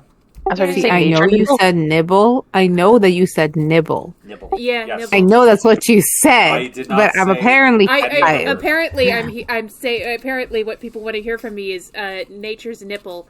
That's what I thought I heard. Oh, But that's the thing. That's what I heard. But I know she said nibble because it wouldn't be nipple. There's just logically it wouldn't be make sense. Thank you. I have mush mouth because I am from Maryland, and sometimes things just don't sound correct when I say them. Here, if you would like a sizable bite off of that. Speaking of nipple, what were you saying? Like, what's the most common? Oh, she's not even there. The most common item searched by TSA. You got it the second time. There. All right. Is that equal? It's because look, Yeah, roughly. she was talking about them going through the thing. Like, I have my intimates, and my fucking brain went to all those because I follow the TSA on Instagram.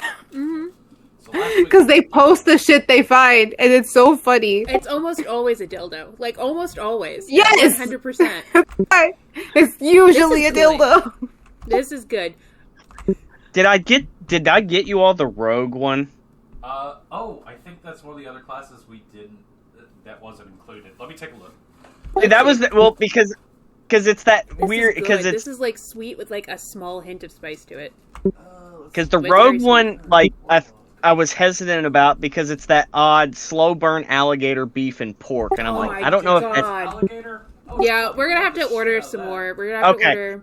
Because it's like, okay, I'm just randomly picking these. I'm like, I don't know if I that's. think you picked good ones. Paladin, Okay. Listen, it's meat. sorcerer. Yeah. Okay. It's meat with spices. It's hard to go wrong. The classes. What's a bard flavor? I don't know. We didn't get bard, so I don't Okay. know. So we didn't get bard. I'll have to try the bard's meat stick another day. I'm so sorry. What? Bard Resist is and ask. buffalo style chicken with beef.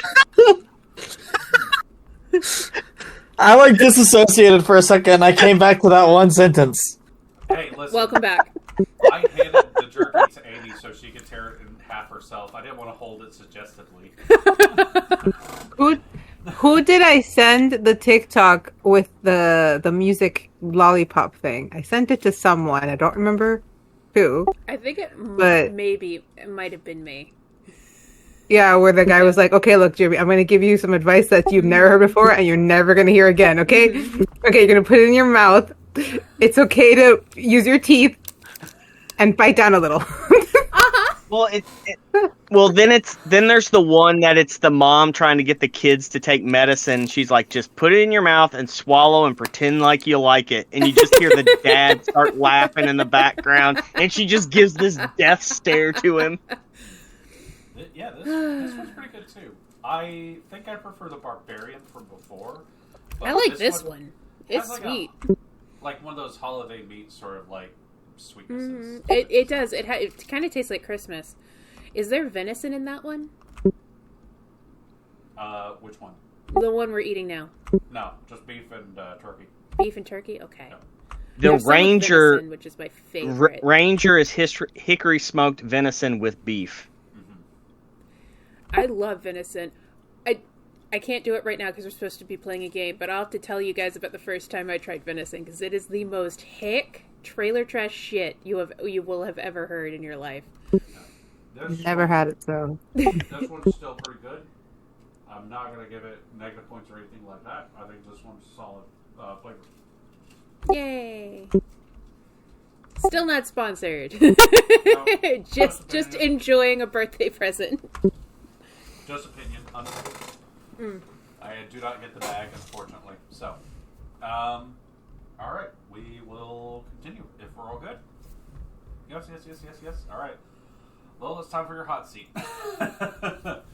Hey, she can handle it. She's got this. All right, let me get better music for this place. This is not going to be your place you'd expect. So, where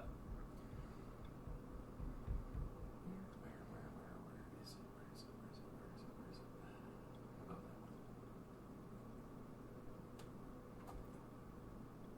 one. Lola de las Maravillas. You step within Wonderland. A space that you know a little all too well. One of lights and glitz and glamour. If the exterior lights were one thing, it is like it is a constant, warm, breezy summer day within here. As you step inside and the sounds and lights and colors of all the different tables of card games and one-armed bandits and marbles and all sorts of other stuff light up the interior of this space.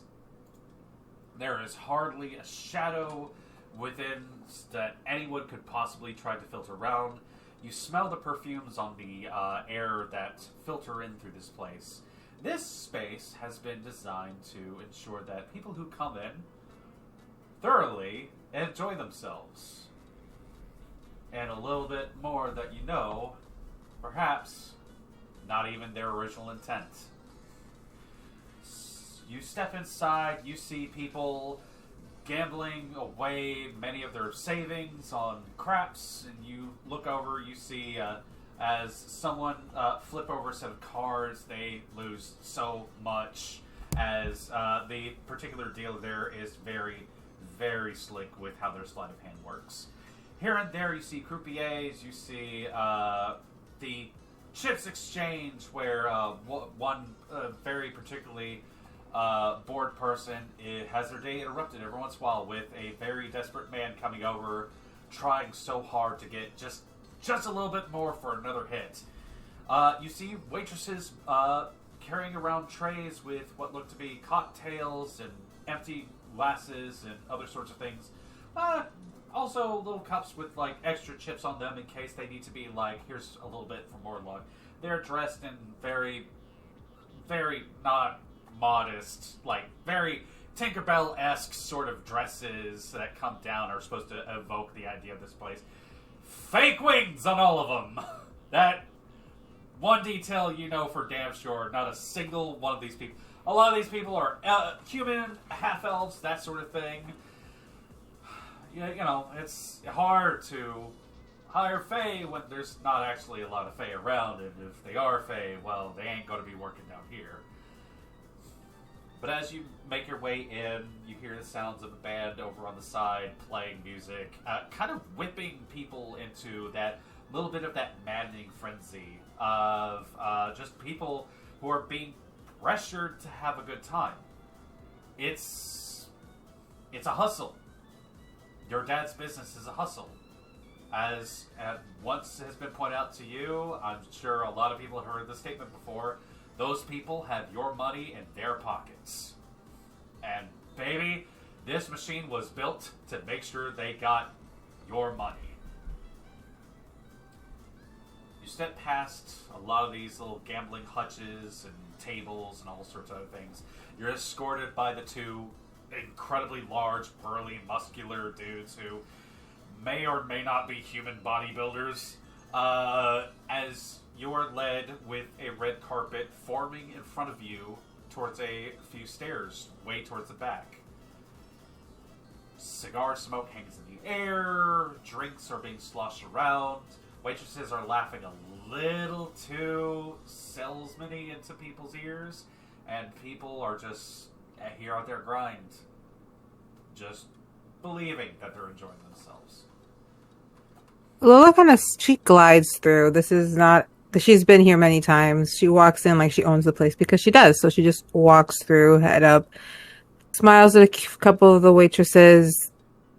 Just kind of generally, she understands if I'm seen, I am representing the family. So walks as you through. pass by, you also notice the very, very many thugs who litter the floor every here and there, usually going unnoticed by anyone who's just in here and doesn't know a damn thing. But you know, as you make eye contact with them, they nod, crack some knuckles, as one of them kind of looms over someone who might be counting cards. You pass by, you see over on the stage, there's a small jazz band who, maybe they are enjoying themselves, maybe they're not. You see one of the guys playing saxophone gives you a little wave. You hit the stairs, marble, golden handrails leading up, each which way, above with what you know is pretty opaque tinted glass from this side is your father's main office. There's plenty of other side rooms, everything else along those lines, where money counting happens, cards are set up, uniforms are cleaned, in case some maintenance needs to be done, you know, there's people who are able to handle that sort of stuff. Though, you know that can be rough going.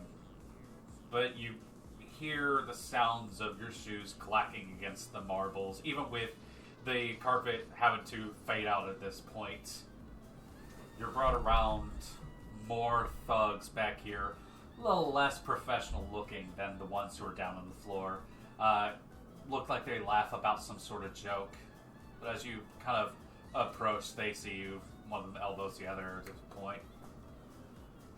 And they all give a nod, they take their hats off, give you a little sort of sign of respect. And large oak double doors, two men step over, grab open, and slowly bring it out towards you.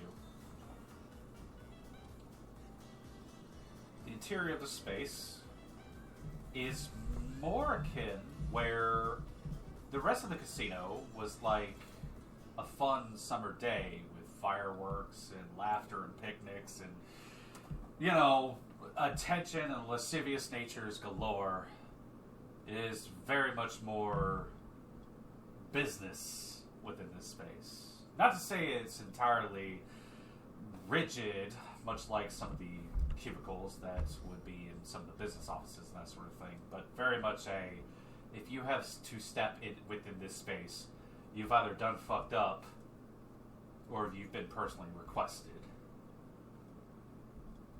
Over on the side, a fireplace looms with its flames dancing. In front of it, you see your three brothers, Osvaldo, Sagan, Lupe, as they look at you. Lupe, in particular, gives you a nod. And I would like to ask you at this moment, there is a particularly high DC here. There's not really a hard failure. So there's no negative consequences to this. I am asking you for this. Would you mind giving me a perception roll?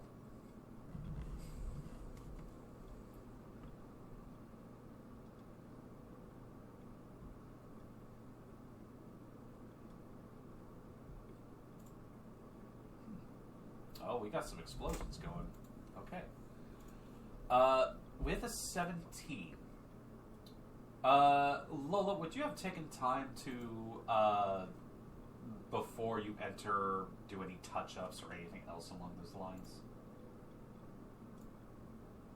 She would have started taking off like her gloves, and as soon as the door opened, she'd be kind of running over to remove any like her scarf and her hat. As you step your way in, you see that also lining this lush carpet that leads in, there are a number of other henchmen in here. They're henchmen. Pure and simple. You know what they are. Your dad needs something done, he snaps his fingers and he sends someone to go do it. Many of them are brawny, muscular, some are lean but still can throw a punch like nobody's business. They all wear their own suits, attires, some of them have little touches, tattoos, vests, look to be little chains for wallets or watches, what have you, some are gloves. Lots of these guys conceal weapons in many, many different spaces. And as you enter in, with your... I'm so terribly sorry, you rolled a 17? Yeah, 17.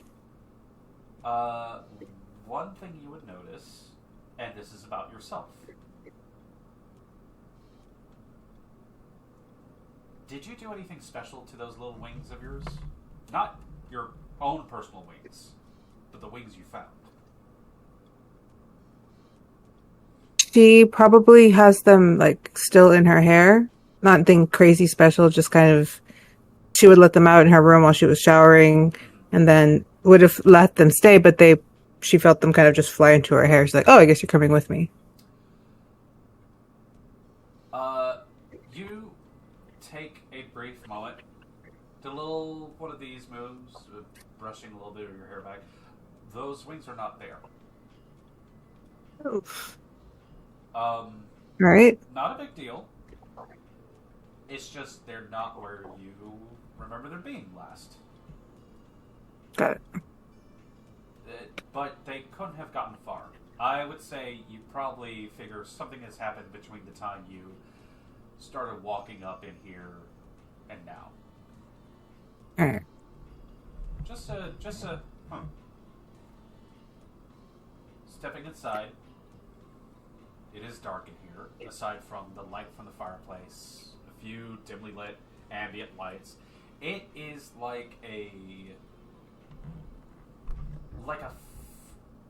sunset strangled to stay within the space, despite tall barriers peaking, just obstructing most of the rays itself. Like a forced twilight within the space. And as you enter, you hear the sound as sitting behind the desk in the reflection of the glass, clear from this side, looking out into the casino, is back currently towards you, big chair. You see and feel the presence before you even see him. He lights up a massive cigar.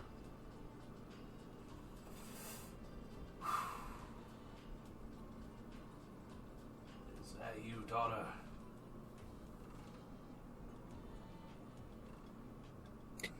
Yes, it's me, of course. You asked for me, correct?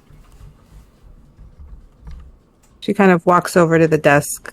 She doesn't feel any, like, apprehension. She just walks over, walks around to give him a kiss on the cheek. You come over to give him a little kiss on the cheek. He leans up and, reciprocating, he gives you a little kiss on the cheek back. It's good to see my little girl is doing just fine.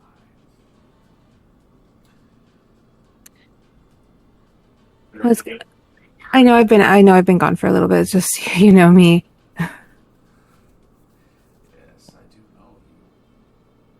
I know you like to get to a little bit of trouble here and there. You like to cause a little bit of ruckus. Only Audrey could see you now. But still. It's just, I don't know. It's a father's right to be concerned about where his daughter is. He turns, and you see the man dressed in a very, very fine suit. A little bit of a tie. There's the tiniest bit of ash from the cigar that lands on his very finely made pants. That as it lands, the ash itself kind of gets absorbed within, and the discoloration fades. He turns. There's an age to this man. You see skin has been leathered with time and effort. You see, like, maybe a little bit of a scarring here and there. Smile lines, a streak of gray going up into his hair itself. Beard, that sort of situation. Turns over. Teeth yellowed from smoking. As he turns around and goes, brothers, your sister's here. Say hi to her. Come on. You turn, Osvaldo and Sagan and Lupe all look towards you, and they... Hola, Lola. It's good to see you. Hi. Hola, ¿cómo están? Can I do telepathy with Lupe? Absolutely. I would like you to roll it right now. You don't have auto success, so...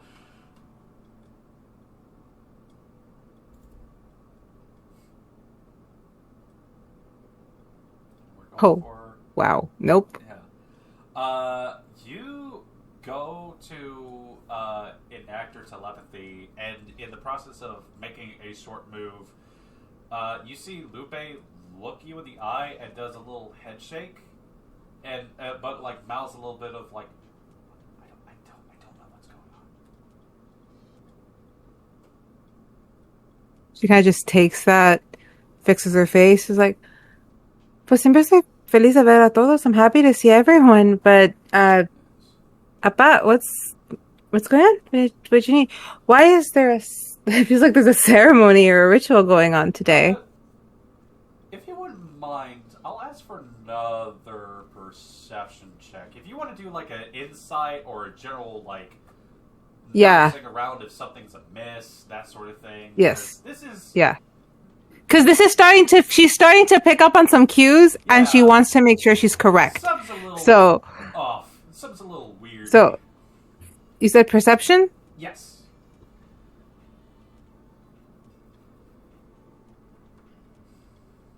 Come on. Okay. 19. A little better.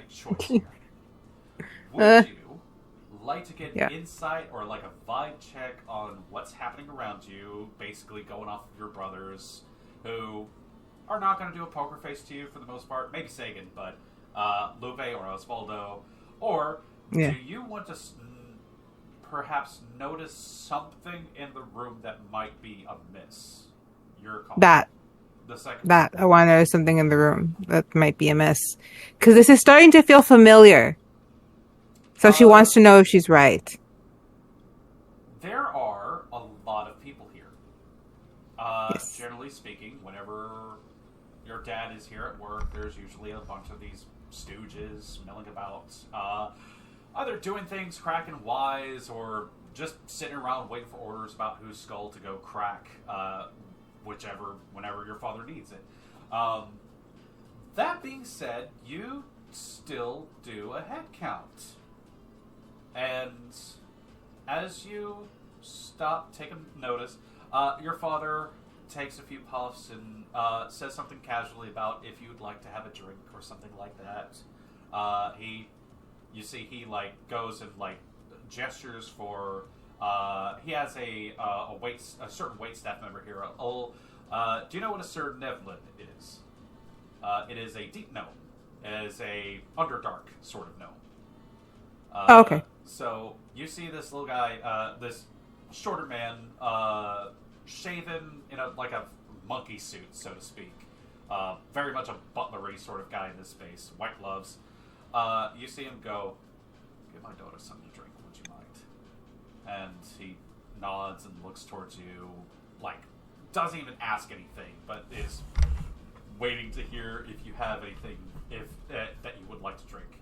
Your eyes turn, look around, track heads. You see a lot of different henchmen that you can name. There is someone missing. Oh. I never went back for Chewy. Which is what she's thinking in her head right now. Yeah. Yeah, something's up. And Chewy's not here. You see as he kind of this small gnome kind of sits there and waits for a drink. Perhaps you crack something at him after a moment's hesitation. Whatever this world's version of a Manhattan is. What would be Amy, help me out here. What would be the world's version of a Manhattan? An Undertown. Yeah, I think it would be just an Undertown, but maybe here it's called, what do we call the night sky in Elvish? A Shiva? Shinthra light. Okay, then it's called a Shinthra. Shinthra. And he looks at you and goes, "Of course, madam." And he goes, makes his way out. You see, should you turn to watch after him, he steps around and within the space, there are trophies and bits and baubles and all sorts of things. Some of them your father claims he has taken fairly. Some of them that might have been to quote-unquote having fallen off the truck at some point or another. But you see he steps past, goes and has to get a couple of mooks to get out of his way. You see them almost brush into an aquarium as they go. He goes, leaves. Your father turns fully, puffing at that large cigar. Blows out a cloud of inhumane proportions. So you've been out having yourself a little party lately. What exactly have you been up to, daughter? I got some bad stuff, honestly. About someone offered me some stuff. I was really drunk, and I was like, you know what? It felt safe, and then I was on some trip. I have no idea where I was, if I'm honest with you. Yeah, you must have been. Because my eyes tell me that you went and found someplace out of town that you once lived to. Did I? Wow, those were some really good drugs. He looks at you and goes, "It's just funny how, a couple days we lose track of you." shows up again. And then the next thing I hear, so my daughter's going off and getting herself entangled with those shit fucks over in Muse. Define entangled. I mean, what is entangled? I meet a lot of people at the bar, at the tavern, and yeah, sometimes I talk with them. I talk with them for a very long period of time, but I don't know where they're from. Like, honestly, I don't really care where people work, so why would I ask? My little midsummer night's dream. You think I would notice if you decided to go pull something like this? Is this a scam you're trying to pull? Is this a little thing? Because apparently you went to some hole and you were there for up till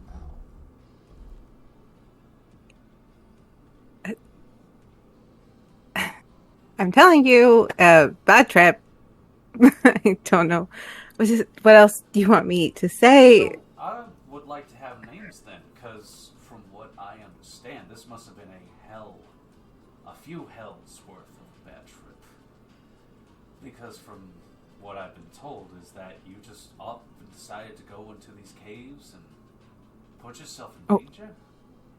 Okay, well, who's telling you that? Like, that's important. Where you're getting your information is important. Sources matter, Dad. Funny how I put someone on your detail, and that he just go plain plumb forgets to keep his eyes on you, like I fucking asked him to.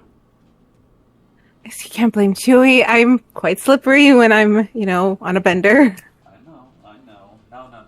I know that he's just trying his best. Big idiot that he is. Okay, to interject right now, what's being kind of perceived, she's doing her best to stay as calm and as cheery, but she's not dumb, and she's realizing that it's not working. Yeah. It looks so like he's not buying what you're attempting to sell his way. And also, this is an incredibly strange situation. I think... So she's going to try and pivot. She's going to try and pivot, see if she can get his attention. She'll just look, I bet that after a good night's sleep, I will know exactly everything that happened in the last few days. But right now, I'm wondering what's going on right now. I mean, this is taking up a lot of my brain power. My dear, sweet little girl. Think I just want you to go out and do whatever it is you want? Isn't that what a good father wants? You hear creaking from the very solidly built table as he leans forward. Eyes tell me you went into a cavern. You put yourself in, from what I understand, harm's way. Why? Bad trip, I'm not buying it.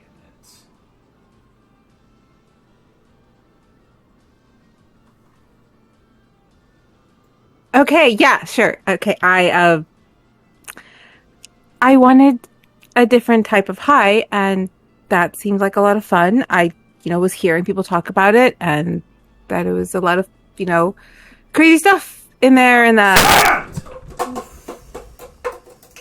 Jesus Christ, Josh. I understand, but I was very safe, and I'm completely intact. See, I am here, and I'm fine. So clearly, I'm able to do it and handle myself. Do you not understand? With my camera being fucked up. Do you not understand? Well, yeah, you did that.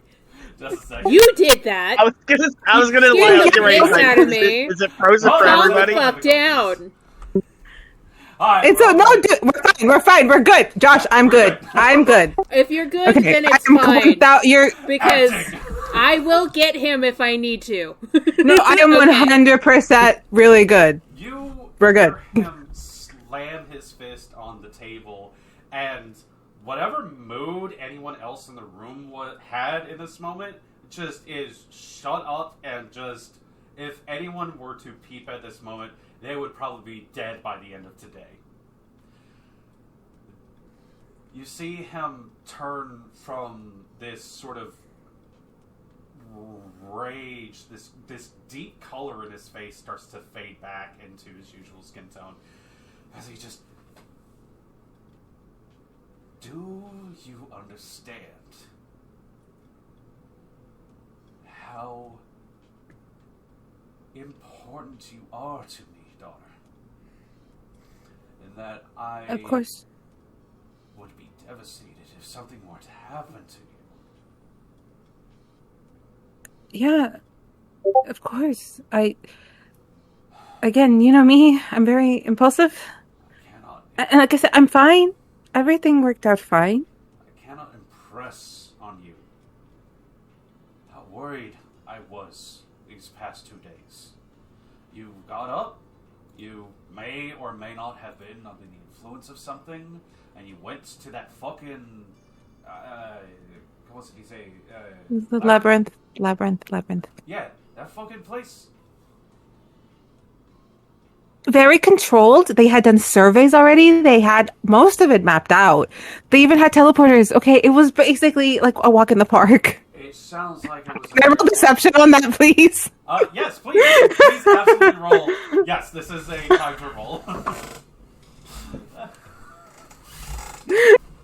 Hi, everybody. This is Ignacio. I'm a killer. Oh, God. Come on. No! It's a 15. 15? 15? All right. He's usually pretty perceptive. I'm gonna roll some dice. Valiendo madre, ya. And yeah, I'm just gonna not have any of that explode from now, just in case. Okay.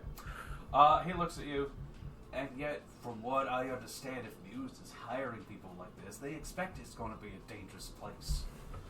So I'm Yeah, but like... with the assumption that this was a dangerous endeavor, and you just waltz in there alone?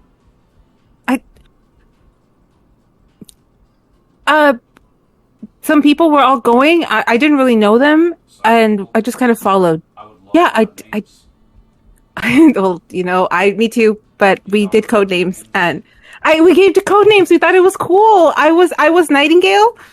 Nightingale, okay. And then let me guess, there was like Mr. Swan and what is it, Daffy? No. Well, Like Daffy Duck. no. There was Red Velvet, and there was Stone, and then there was Metal, and then there was God damn it! Bones. Right, it's just this Bones. person has such a weird name that it was really difficult. But Water, and I think one was Bones, and then one was I think that's everybody. I think I'm forgetting someone. I'm not sure. Stares. He looks deep into your eyes, and you can almost swear, like, the times when your father is angry, you swear even his eyes shimmer different colors as he basically begins to look into your soul. Feel maybe that bit of hesitation. He leans back. Dad, look, I get it. I was a brat, and I shouldn't have done it, and or if I at least should have told you, and I'm so sorry. I won't do it again. I can't promise that, because, again, impulsive, but...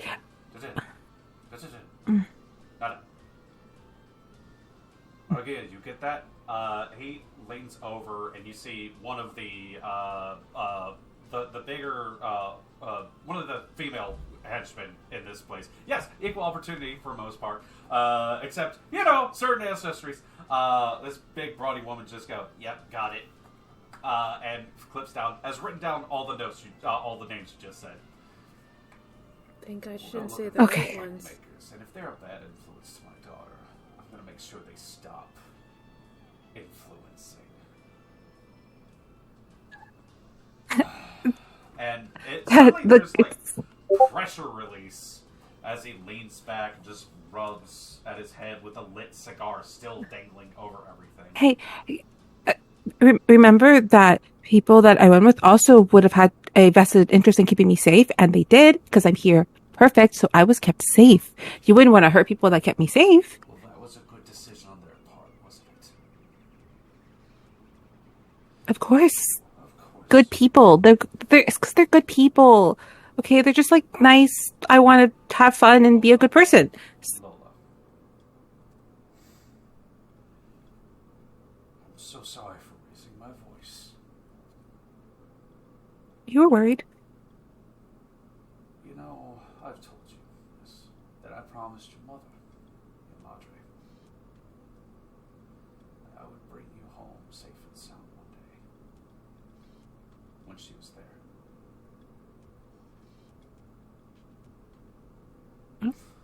I mean, She left us.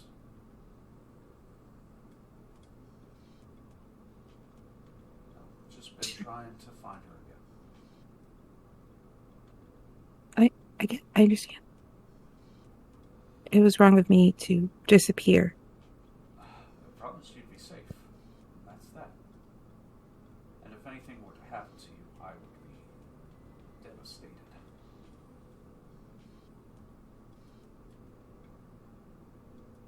Just like nodding. I need to impress that on you. Should anything happen to you, because you are the world to me. I know, Dad. These idiots, not so much. He waves his hand at your brothers as they kind of just look off towards the side. They say nothing because Dad yelled and. I'm just concerned about your safety. Maybe you need to stretch your legs every once in a while, get some fresh air. I understand. As long as you come back, as long as you're safe, I get it. But you do dangerous things like this. What's a father to do?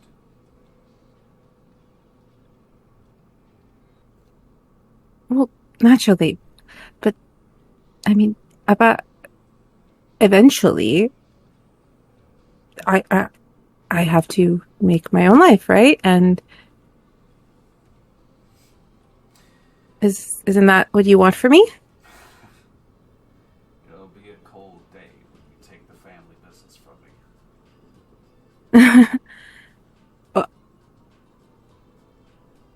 I mean that, but when that day comes, I hope you're ready for it. And besides, I'm gonna have to fight your brothers for it, anyways. I'd win. You hear the doors behind you open as the gnome fellow, the butler, comes and makes his way back in. You know this gentleman, by the way, as Rainers, as he comes in, offers you your drink, the Synthrolite. And really plainly easy to see, there is another drink. Not the same, but a different one. Like a darker, more auburn sort of colored liquid in it. Definitely not one you've ever ordered before or anything else along those lines. And definitely not one your father would have ordered. I'll give you that. So, because I'm so concerned about your safety, I've made the decision to change things up a little bit. What do you mean? Like I said, Chewie, bless him. It's been a while since he's been to Slowy. Where is Chewie, by the way? I don't see him. He's on vacation. We determined the best thing to do was to let him take some time off, get his head back on the right way, so he could be committed to our family. Okay. Vacation. Yeah. Yeah. He needs one. I mean, I must be a handful. No, of course not. You think we're some sort of like storybook villains where we just kill someone when they wrong us? No. He's on vacation. Of course. You see as the Raiders walks over one of the shaded corners of the room, a figure begins to move, and you hear him just go, you hear your father go, so I was in the market for some extra help recently, and someone with an insane amount of talents presented and made an offer. And, wouldn't you know it, it turned out he seems to be pretty capable. This man steps out of the shadows, goes and takes the drink as he makes eye contact with you. He's a little taller. There's some punch to him.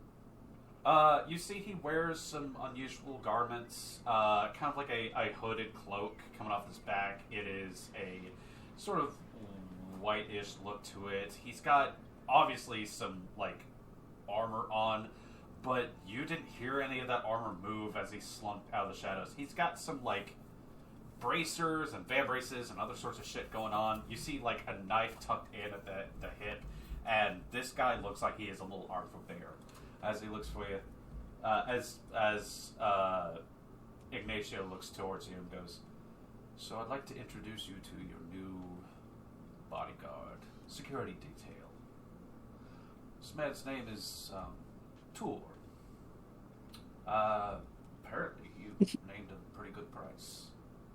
And, for being someone who kills people on the regular, you'd think that someone who calls himself a colleague would be asking for more money. Tor.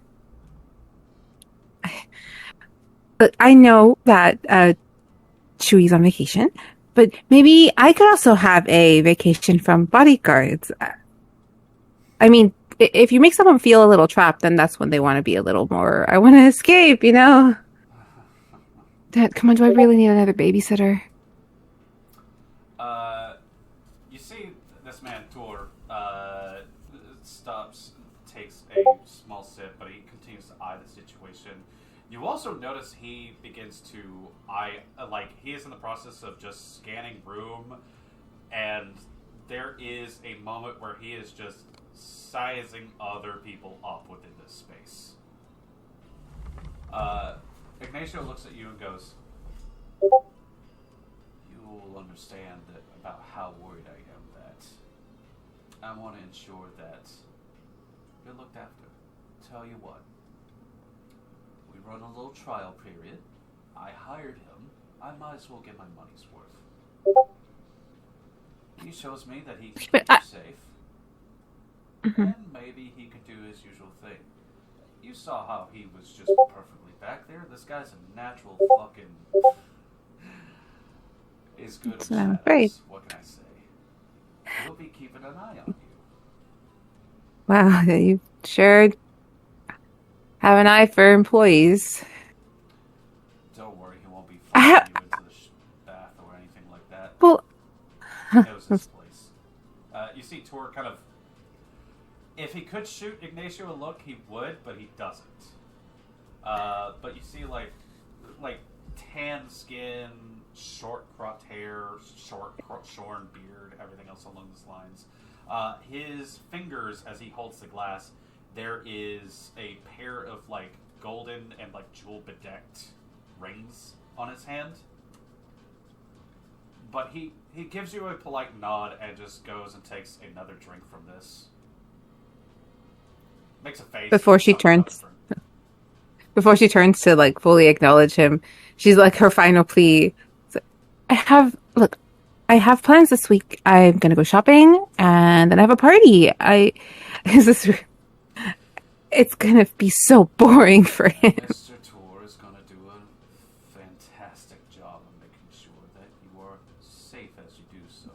No bad trips. Got it. Of course, yeah. Whatever you say. That's my girl. Now, I figure that's enough checking in on you. Go home, get yourself cleaned up. We're having some guests over later. Of course. Completely not... either not knowing or ignoring the fact that you have already cleaned yourself up. It's fine. It's evening wear is different than probably what she's wearing right now. So she would just nod, walk over, and give him a kiss on the cheek again, with an eye to her brothers, like a what the fuck. Lupe is lost. Osvaldo is concerned, and Sagan's very happy about this. Oh, I bet. Yeah. But you see, as you go give a kiss on his cheek, this man Tor has cleared half the room already. You did not hear him move. As he just heads for the doors, anticipating that you're going to be heading that direction regardless, one way or another. He has cleared the drink, heading it back to the gnome. You see him give like a little motion of respect as he goes and makes his way towards the door. Anything else you wish to say to your father or any of your brothers before you depart? No, she just mutters a quick "I love you" and starts heading towards the door. Now a bit more visibly annoyed for said bodyguard, who would probably be the only one that sees this face of like, it was just like above table. I feel bad for this man. I feel so bad for this man. As you are making your way out, I would like one more perception check from you, if you don't mind. And depending on how you roll, you will probably face another choice.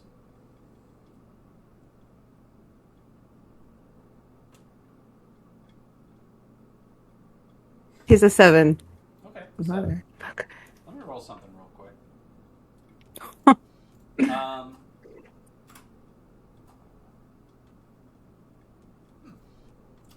As you're making your way out, it feels like, without having waited for you to exit,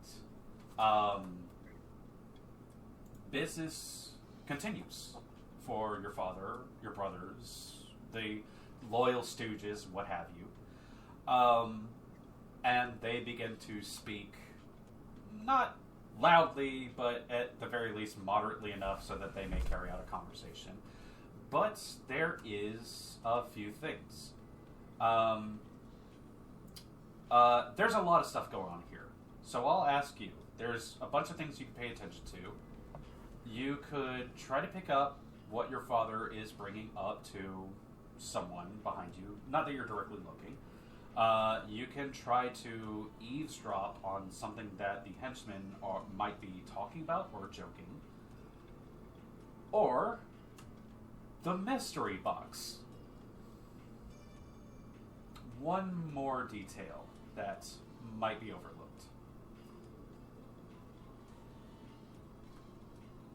Because I do want to know what he's saying, but you can't say mystery box and then not have me click the mystery box. Your father's business, you've eavesdropped on plenty of times before. It's always this, that, or the other. Someone owes us money, go check out this sort of stuff. Probably not that interesting. It's probably dime a dozen. The henchmen's jabs and such, they could be interesting. They might just be personal jabs. There's maybe also the times you think that maybe they have insulted you under their breath. So if you're not paying attention to those, would you like to notice the other thing? As you pass to the doors, it takes you by the trinkets, the statues, the cigar racks, wine bottles, all sorts of other things. And as you pass over, you see Tor goes and holds the door open, gives you a little polite bow as you start to walk. Your eye drifts to the aquarium. And there's a strange new fish in there. Not that Lola would know what it is, but you're pretty certain your father never had a puffer fish in there before.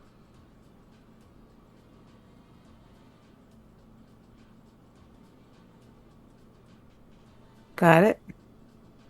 Never mind. And that's the detail. Reminds her of something.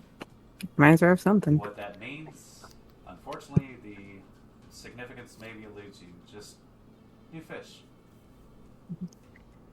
What's the bodyguard's name again? Tour. I believe it is Tour. I will make the correction later if I can find it in the notes. For some reason, it's just eluding me. A lot of tiny white text on night background sort of situation here. One more thing. As she kind of walks out in a huff into the street, knowing that he's following her, she would want to turn around and just be like, what is your price?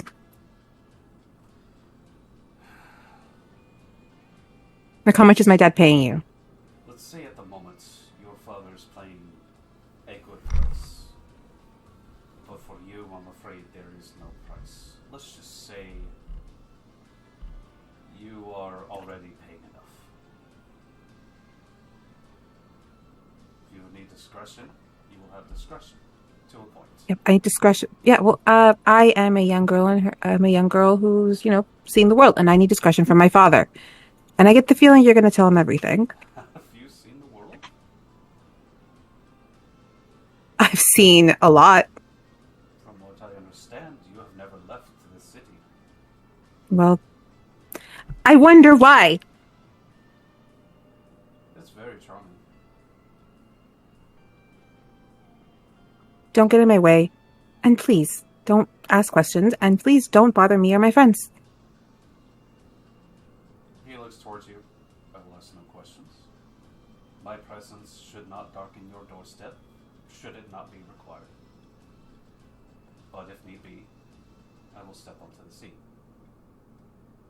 It will be like I am not there.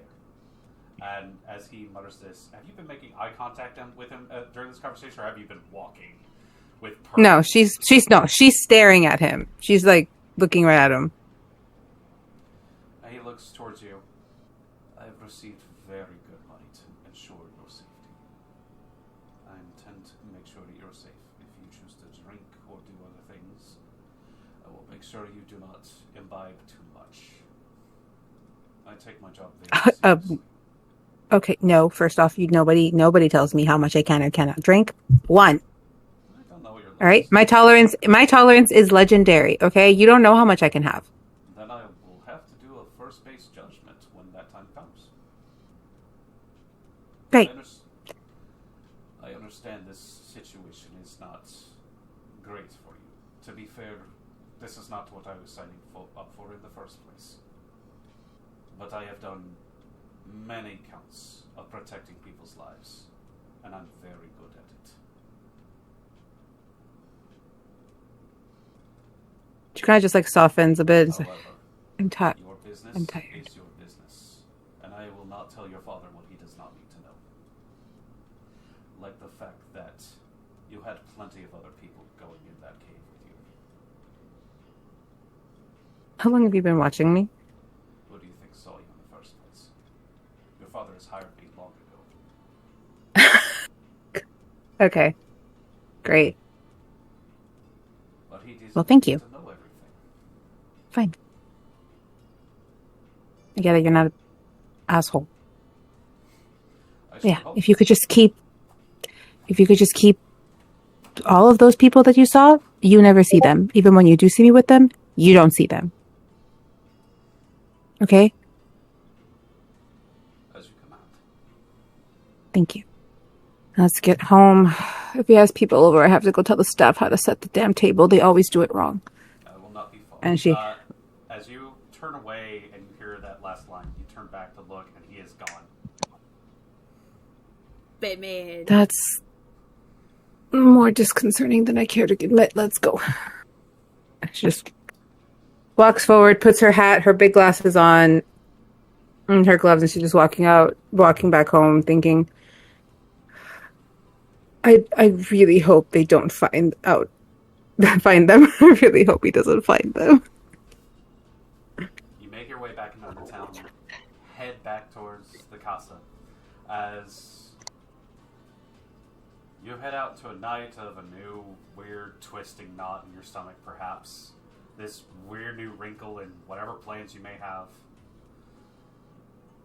we find our way back to the rest of our team, who at this point has likely made their way in various directions, seen some of the sights, fielded plenty of Josie's questions of what the hell is that, all sorts of other things. She marvels at like a river walk, she sees the sights and sounds of casinos, other things, says, God, those things are way too bright, do we really need all of these lights here? You guys do not cross paths, by the way, so there's no, Lola, what's up? It's, no. Yeah, after some time, what do you guys go and do as, I think you've given a decent enough tour, I would say. Wow, that sounds awfully close to that guy's name. I would have made sure we went by just a shop so I could have grabbed a couple canvases and some paints. Yes. Not the ones I'm going to use for the party, but just because Mama Diamond told me she would help with those supplies, but just a few so that I can hold myself over for the next few days. Mm-hmm. And then I would have probably made my way back to my new room, or back to the gyms. Because Cass said we should check in with Mama Diamond. We were going to do that after the tavern because I sidetracked and saw that the Smiling Sphinx was lit up. So we're heading home after we check out what's going on with the tavern. If you still want to do that. You can also just pair off and go back if you need. No, if we're all going there, I'll travel with y'all. I will ask then... So isn't it, like, near it, then? Like... Yeah. Actually, the tavern is on the way to the gems anyways. Mm-hmm. Whew. Gear shift from Ignacio. That was intense. That was fantastic work, both of you, by the way. That was really good. Josh, you almost had me leaping over there, be like, what the fuck is wrong with you? Hi. I think it was the fact that the camera froze, too. I sold it a little Again. hard. I may have hurt my wrist a bit. Dude, I don't know how to tell you guys that I am so okay with things like that. Like, the more you give, the more I can give. Like, fun. I love acting. Of course I do. Okay. Then that's fine. But I would just again, I was ready to leap across this room. I know. And be like, what are you doing? But since you're good, you're good. I saw your face. Remember, actually, that's why I was telling you. You guys can fight with me. We're good. I just checking in. This guy Healthy is an communication. intense character, I figured. So, No, I loved it. I thought that was great. It's what I imagined. I'm really sorry if I put some fears in some folks. I do apologize. It's okay. I love you. You should all be scared. No, but you should all probably be scared. That man is scary. Like, I knew you said that you wanted to play a mob character, but I didn't know the fucking, like, Robert De Niro was gonna come in and slam the table. Yeah. Sorry. How's your desk, by the way? It's good. Okay. How's your hands? Things got disconnected. I'm okay. It's okay. Yeah. Is it a little red? Go punch the desk. Anyways, technical difficulties at this moment. So I will ask, who is stopping by the tavern with this group? If any of you needed to peel off for other stuff, by all means, I understand. Yeah, actually, I would have peeled off to go to the shop while they went to the tavern. That way I didn't waste their time. I think you actually would have had taken time to hit the shop. It would have been a long sort of situation. I'm particular about my pigments. So it would have been it would have been like doing like a little dab of water and testing it on my hand. I would have brought you to the best calligraphy shop that I know of. I think Josie still would have window shopped quite a few places because these are brand new locations. Can I use a little bit of my wealth level just to get Josie some trinkets and maybe some new clothes and stuff, and then maybe a few things for Iria as well because I know she's new to town. I won't do an at-level sort of cost for you. Don't worry about that. But yeah, you're able to flex some of your money that you. I can't do a lot. Sources. I can't do a lot, but I can get tchotchkes. Like, can I just have, like a Welcome to Undertown t-shirt or something? Like, just little things. Yeah. Josie spends time looking at places, the crossbows, the dancing blades, as they're putting on a show of like women with swords twirling. Oh yeah, about, no, the dancing blades is very so flashy, cool. like duel of face, ha ha ha, big long broadswords, everything like that. As a very shirtless, sweaty, muscular, dark elf man is just grinding a sword away, and just lots of ladies going, nice. I will. I'll like lean into Iria while the dancing blades thing is going on and be like, "Is your training? Does it allow you to do such things as well?" I'm sure if I tried, I could do that, but it's not very practical. I see. You prefer practical. Well, a blade is nothing to play around with, and they're just playing around with it. Oh, do not say that too loud. This is where they make the finest weapons in Undertown, and some say even in this part of Recalius. So, if you want to be able to get some work done here, I would not say that too loud. Well, I'd stopped in here before and had them look at mine, and they'd never seen such craftsmanship. They suggested... Where was it? We go... Not in Undertown. Trying to remember. What's the... Roll a good learning guy can help you. Sometimes there's a substitute to digging through your notes. It's called Sometimes the DM Remembers. What's the next big town? Because it was whatever that was. The big town is Claimhold. Claimhold, because they said because they said there was a special swordsmith in Claimhold or something, wasn't there? There is always something better in Claimhold. Everyone talks about this place. I have not seen it. But Neither have I, so I'll take your word for it. Well, if you ever need anything, it always seems to be in Claimhold. But we have plenty here. I think I'm pretty set on blades. Again, this one's special. You so... sure you don't want more circular ones? You seem to be admiring mine earlier. Well, I'm not skilled in those as you are. I don't know. You got more kills with my Chakram during that last battle than I did. Well, it was... You got an assist, so it's not entirely all mine. Oh, well, thank you for the assist. Is that what that asterisk is in your notes? Sure. You know, right on that thing that you have called kills. No, and like she pulls like the other arm, and you just see kind of dots. Just special. Josie just kind of does a little weird eyebrow wiggle as she's like putting candies in her mouth and just trying new flavors. She looks over, like, as Puddle is over at her shop getting some new supplies. Ender, are you still here with them, by the way? Yeah, because I said I was going to be here. You're going to get here. Yeah, she looks up at you. She goes, so this is a fun place. So did you guys, like, work around here or anything? And then she, like, looks over and she goes, although, truth be told, I wonder what the story is behind that place, and points over at a smoking pile of rubble. I don't know what happened there. It is a mystery for the ages. A very bad wizard man lived there, and his house burnt down because of karma. Huh? Good times.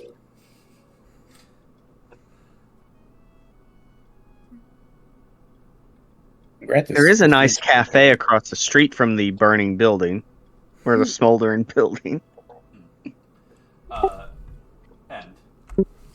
Yeah, I'll say we're at the Smiling Face, right?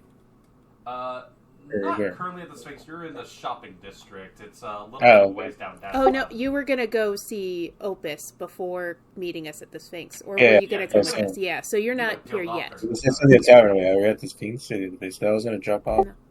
We're about to be at the Sphinx, but if Yeah, Josh, if I'll you not- want to do end stuff real quick, that way we're all at the Sphinx at the right time. We can do that. As Josie starts to try to drag answers out of you guys about what happened to this weird place that a couple of guards are sitting there with caution tape behind them going, move along, nothing to see here. And you manage to make your way down to the charity soup kitchen. As there are a number of people that are milling about. You see hands working, other sorts of things. Looking inside the rather large raccoon man who has his back turned towards a window as you hear him being like, alright, peeling potatoes, washing the hands. Alright, cutting tomatoes, washing the hands. Checking the bread. Bread is fine. Washing the hands! And as you kind of make your approach, the door's open, you're able to make your way in with supplies and that sort of stuff. He turns, looks over, and sees you. And, hey, how's it going? What you been up to? I haven't seen you in a while. What's up? Just going well. I came to drop off some donations. I just got back from that job I had mentioned to you. I Oh, was bless gonna you, be gone bless for a you. bit. Yeah. If you need to just drop it off, I can catalog it and let the boss know that you did that. Mr. Nora's in. Yeah, and then I'll just start taking the stuff out and just placing it.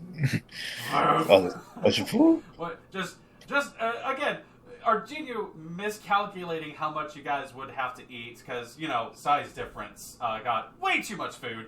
And so as you pull out these bundles and bundles of very finely packed and preserved sort of foodstuffs, he just looks and goes, when did you find all this stuff? I guess the guy didn't have that much of a payment, and he kind of couldn't math out how much we were gonna need, so he just gave me all the extra stuff, and I was like, oh, I mean, I know where to donate it. He didn't have payment, but he went and bought all this? No, he knows somebody that grows it, so he didn't really have to. Oh, okay. Yeah, this is all Buy fresh. it. Salted, some. Yeah, no, we can. Okay, yeah, no, hey, we can make stews. We can make chili. Now the question goes: are these people going to want it with beans or without the beans? We could probably go without the beans so we could save that for protein for later. You just hear him start muttering still. Anyways, sorry, I don't want to eat up too much of your time. I'm guessing you're not here to help out tonight. Not tonight, because I was supposed to meet up with somebody's later. Yeah, no problem. But I did have a quick question, since maybe somebody came in asking for help. Because there's a friend who is probably going to be looking for some kind of work since she's new. Okay. So if anybody was looking around, if they needed some kind of crafty people, or Sure. he's really good at making things. Hey, we already got a new pair of hands working out here. That Roju guy, he just popped in. He was desperate for something, so Mr. Norzin said okay, and yeah, he's here every once in a while now. Yeah, because I figured I know I'm good at fixing things, making new things or stuff that's needed can go a long way too. So let's just see if you knew any leads. Yeah, no worries. But, hey, missed your company. Whenever you're back, be happy to have you in the kitchen again. Besides, I can't be here all the time. But you see him start working out mathematics of this stuff. It's like, well, it's a good thing we got a cold chamber. I'll put this in somewhere, and probably have to cook this up pretty soon. A lot of people are going to be happy. So, thanks. Yeah, Yeah, I'll let the boss know. He goes and goes. You see him heft stuff and carry it over. He's going to go start preparing it after he washes his hands literally between every single bundle he picks up. Raccoons. And they're able to drop that off. If you feel like it, you can take off.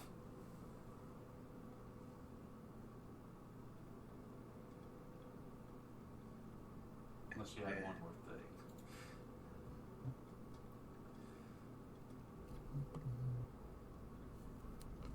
I see wheels turning. I want to give you the chance.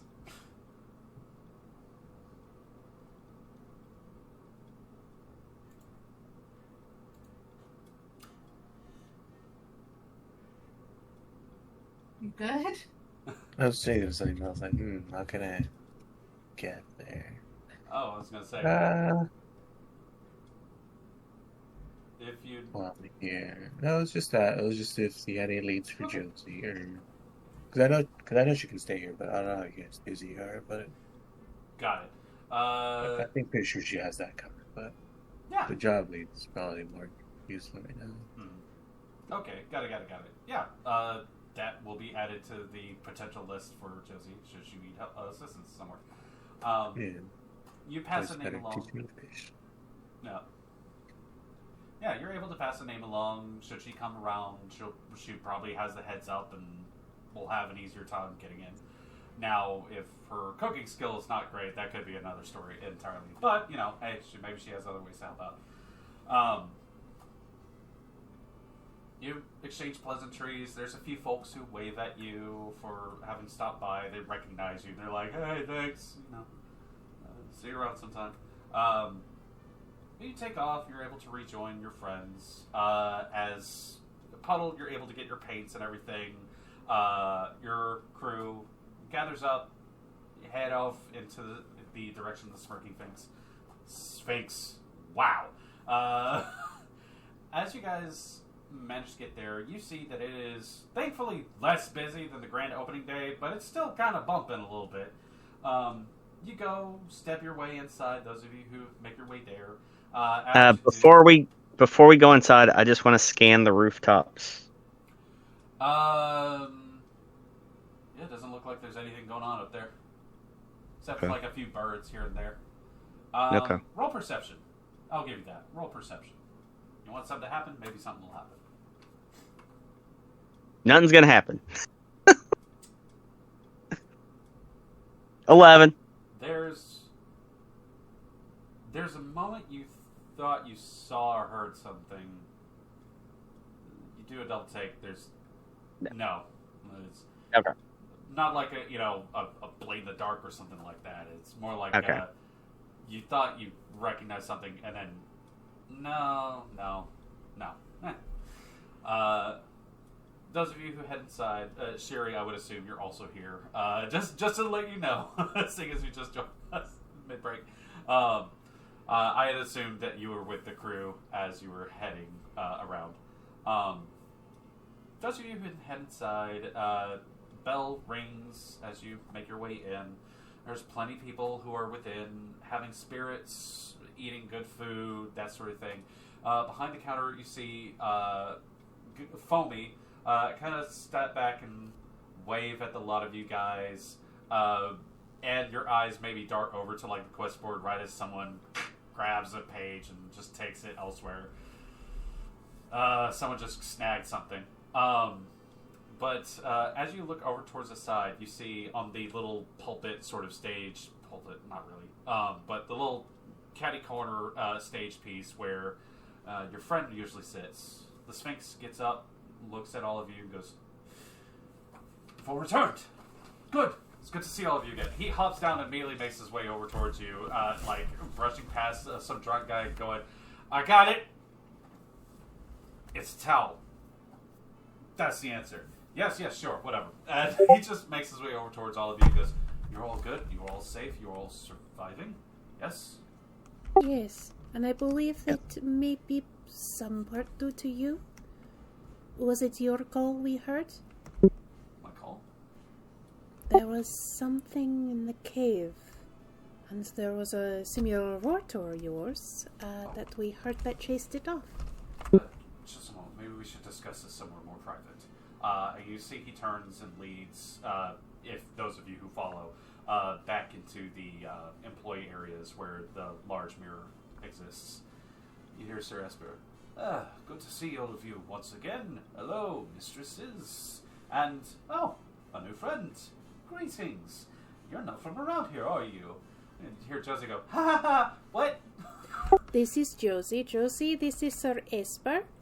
I believe Shiri knows Sir Esper a little bit better. Right. So the big cat guy has wings. Is that real? That is a sphinx. I'm good. Lead the way. As Sir Esper, the sheen of the reflective surface drifts away, and there is the empty space within the little wine cellar, sort of like resting space for him as he leads his way down there. Those of you who go in with lights flicker on at his approach, and he goes, "It's good to see all of you once again.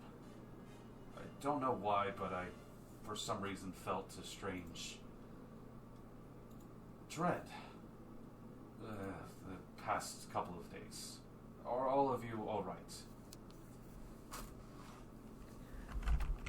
I believe so. Lola has hit it home.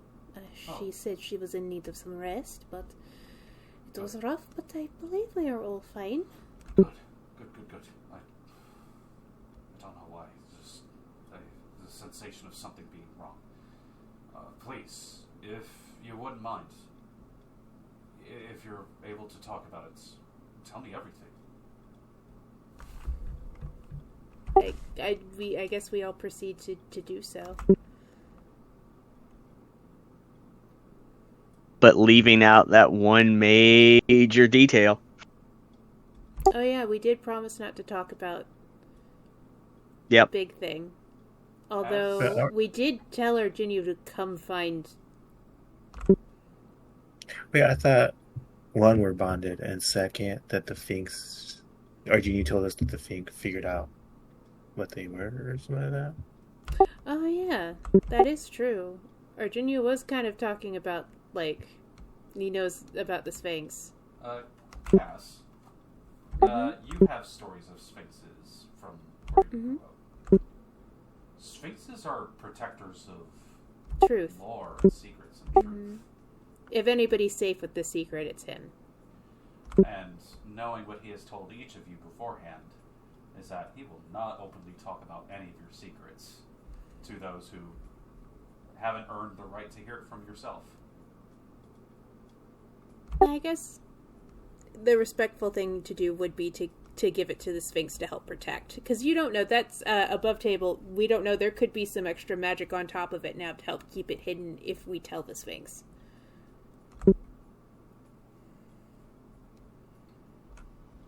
I'm not saying a word. I know. That's all you. I'll do it. I'll do it. I'll tell the Sphinx myself. But I will also let the Sphinx know that this is one of those truths, one of those secrets that they must keep safe. Those of you who sit and tell and share stories and experiences with him, see as he sits himself and just listens. You see his eyes, just every once in a while, there's like a little glisten that travels across. Cass, that glow you saw beforehand starts to radiate off of him. And as perhaps Ed shares something, this little bit of a tether appears between the two of them. Perhaps Puddle talks about the genies that she met. At one point, he asks, "So what's the deal with the fuzzy kobold?" She starts to try sharing information, and there's a tether there. He asks about the marks. He asks about the Kragenaw, despite no one bringing it up. As you talk to him, those of you who tell stories see very gradually small bits of him change. His mane becomes less matted and tangled.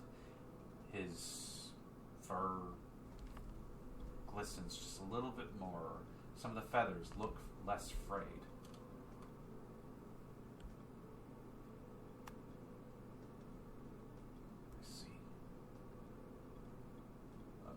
Lost to time, emerges once more. A challenge for those foolhardy enough to enter. slowly being conquered, but still with many dangers of its own, up its sleeve. And overcame so much. I do make particular mention of the one who has found the way, and how what I thought was his roar protecting us from it. I heard it too. But that was not me. I don't think it was. Could have been. Or perhaps another of my kind. Well, There's a lot that you have learned, and as he kind of looks, you see questions are starting to formulate within him to turn and look towards each of you. Iria, you have sat and said nothing, as you have declared. Well, no, I would have told him stuff. I just would not have mentioned the dragon thing. Well, there may have possibly been one thing you haven't mentioned just yet. And he looks towards you. And he looks towards Puddle. Why have the two of you not discussed that?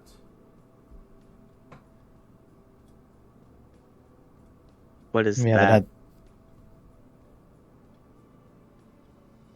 Above table, I know what that is, but if the Sphinx asked it in that way... The light. That he looks towards the others, knowing that he is not one to betray his nature.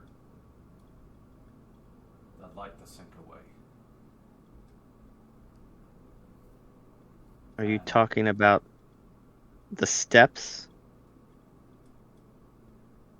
and the water? The steps led there, yes. And you rose to meet it. He looks towards Puddle.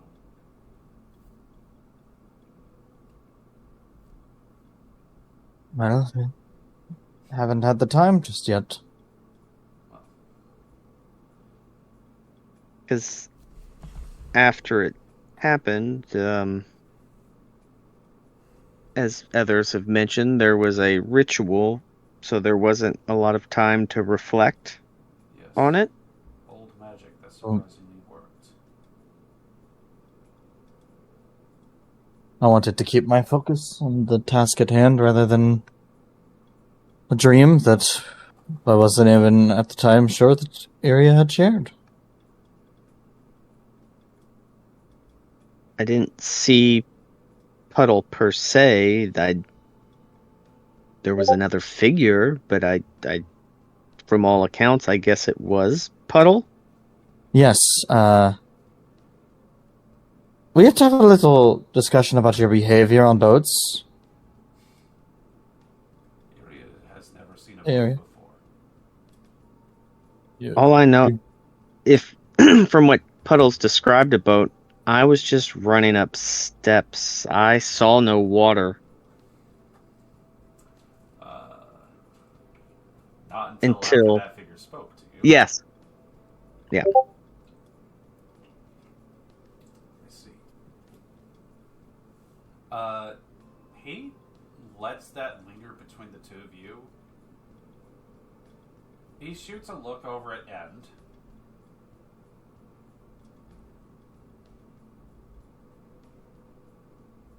Perhaps now is not the time. And looks over towards Shiri. You.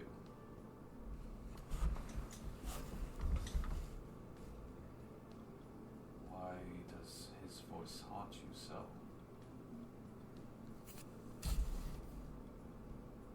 I don't know why I'm a traitor. I don't think you are one. But it feels like you both do and do not have memory of this being.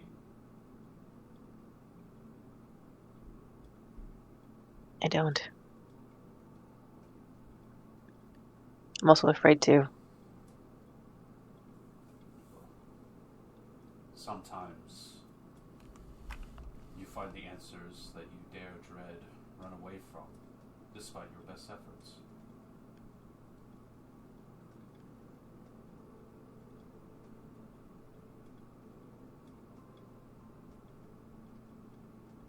And they called you weird. He looks at Buddy.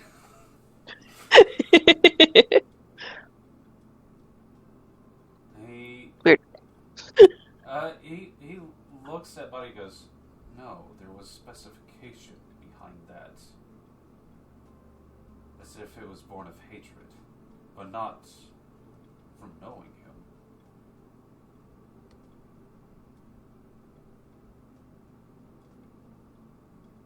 There is something funny about his nature.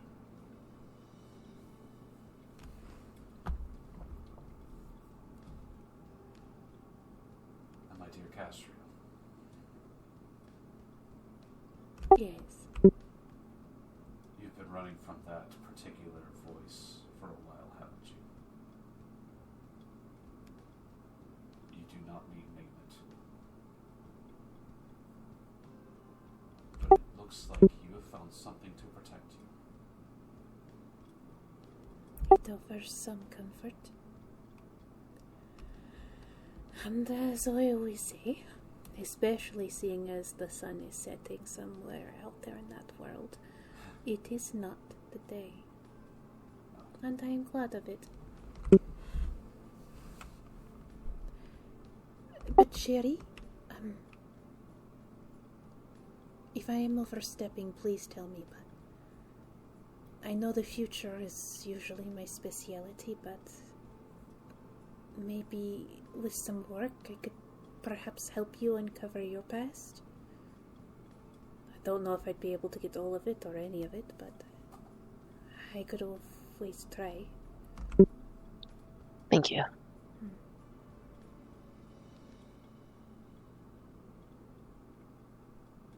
Mayhap I should.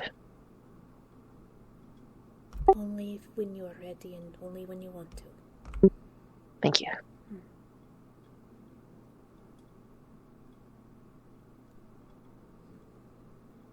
Before we left, you gave us a riddle. I did, didn't I? And something Castria said, if I'm correct, the riddle was the closer we get, the farther away it is? Yes. She mentioned the sun setting on another day. Is it tomorrow?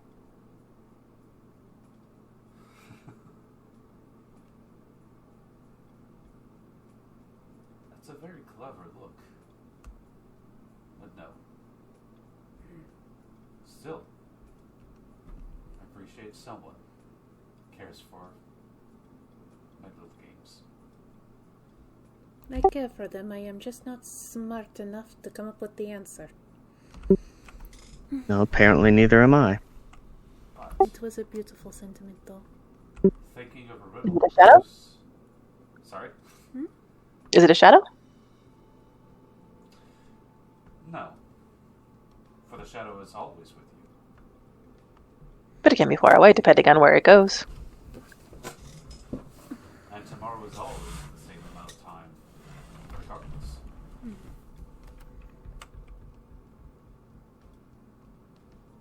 Still, a riddle is not meant to just be answered. A riddle proves that you are thinking, feeling. It is a small thing to muse about, but one should always ever be curious. And I will not spoil what the answer is. Perhaps not just yet. Well, I see. As long as it is unanswered, we always have a reason to come back.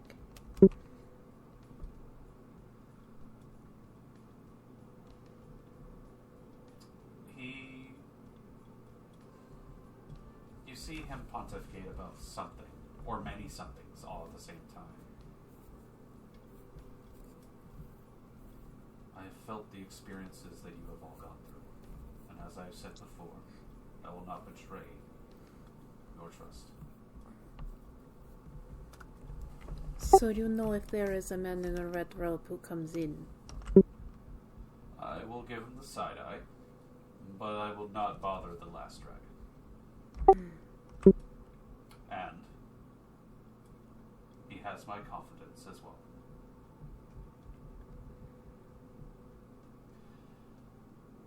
It seems that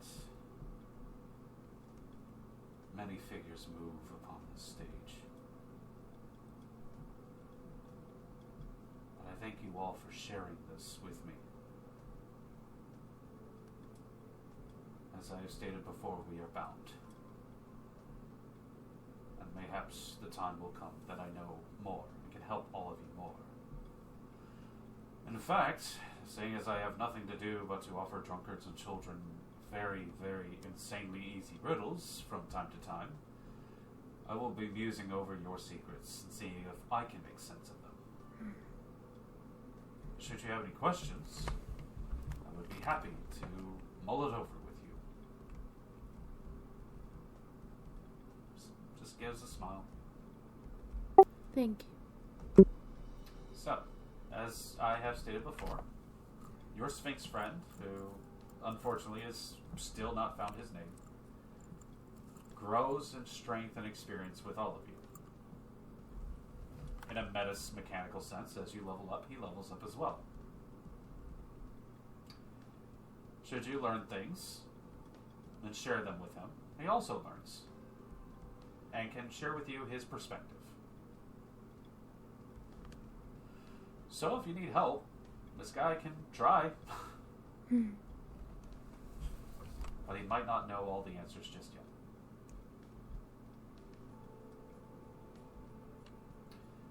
Well, it has been quite some days since you folks have left.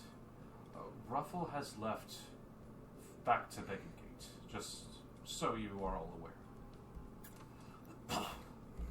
He has given control or management over to a dwarf. If you should see him, his name is Gransky, and he is trustworthy. All right.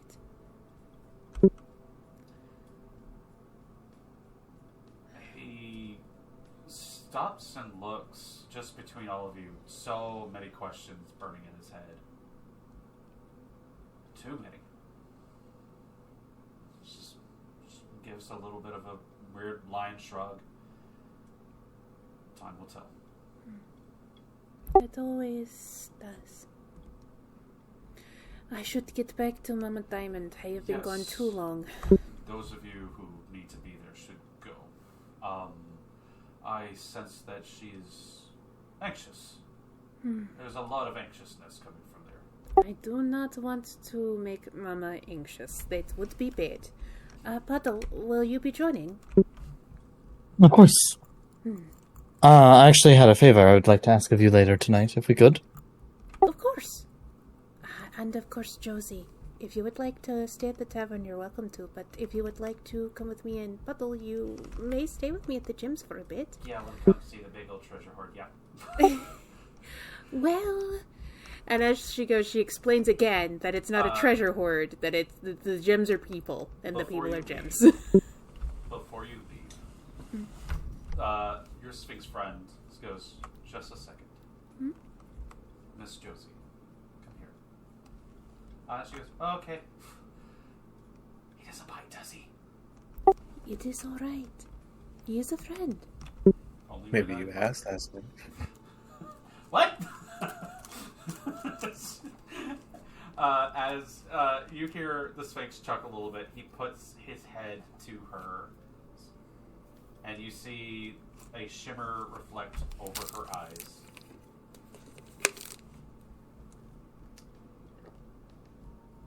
You have come so far.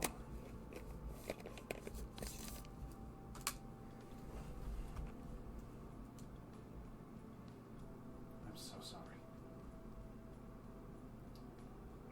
However, these are trustworthy people, and I will keep your secrets as well.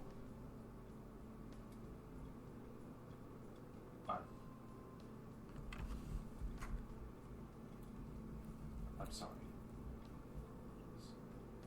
Yeah, okay. Thank you, Mr. Kind Wing Lion Man Guy Person. I'm gonna go check out the gyms. Thank you.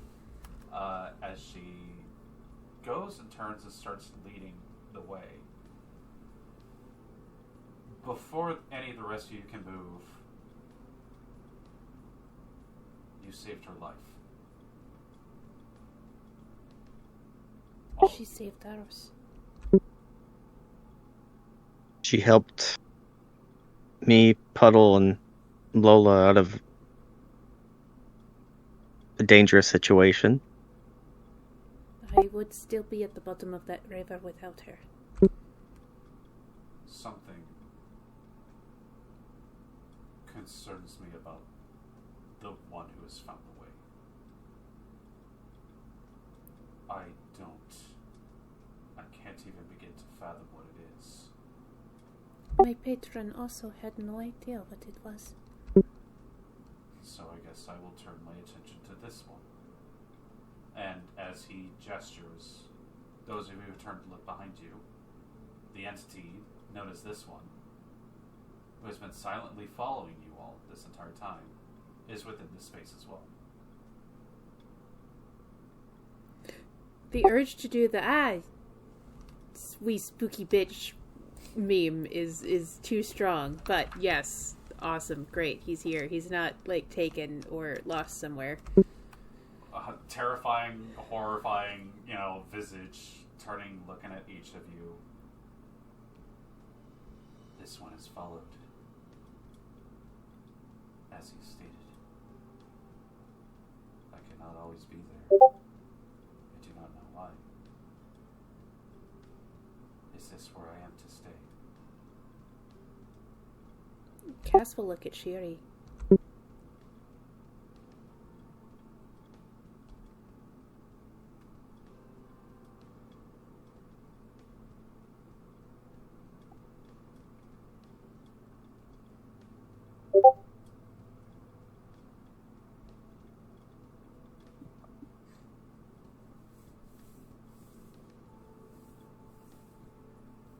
It doesn't feel right for it to be my call, because this isn't just my place, so I don't feel...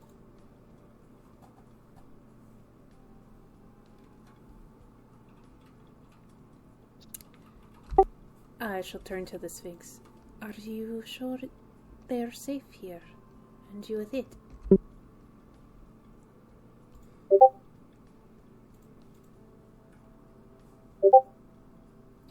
I think it will be fun. I want to study. I want to know. I'd be happy to assist. And Cass will turn. I feel I know the answer you will give, but do you have a want to stay here? This one wants for nothing. Yes, so you have stated. Then I would like you to stay here. This one will stay here then. But I will come back. I will see this one again.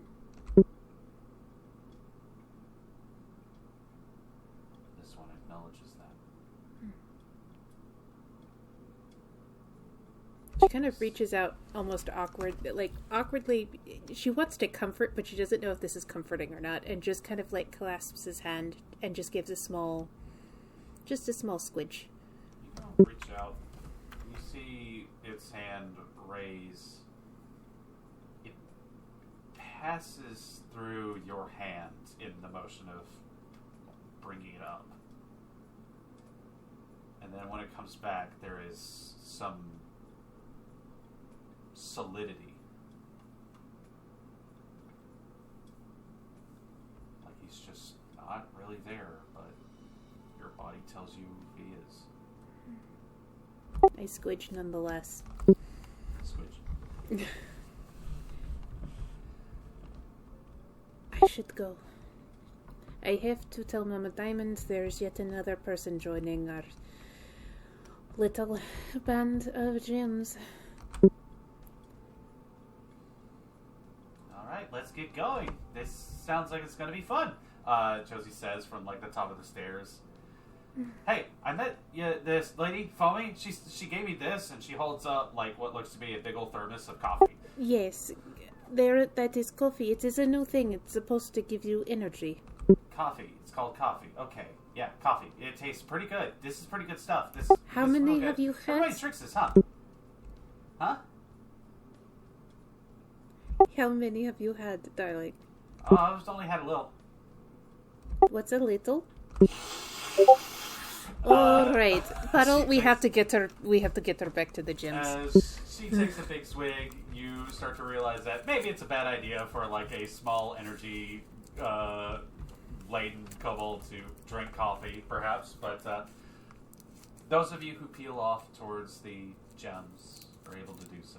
Those of you who decide to stay in the tavern, Foamy lets you know that Gransky is not here today, but happily she gives you a little key. It's like, nice to see you again. Hey Sherry, got one for you as well, and Buddy. Awesome. Thank you so much. Area, you need one? Yes, please. Okay. What do you guys want for breakfast, by the way?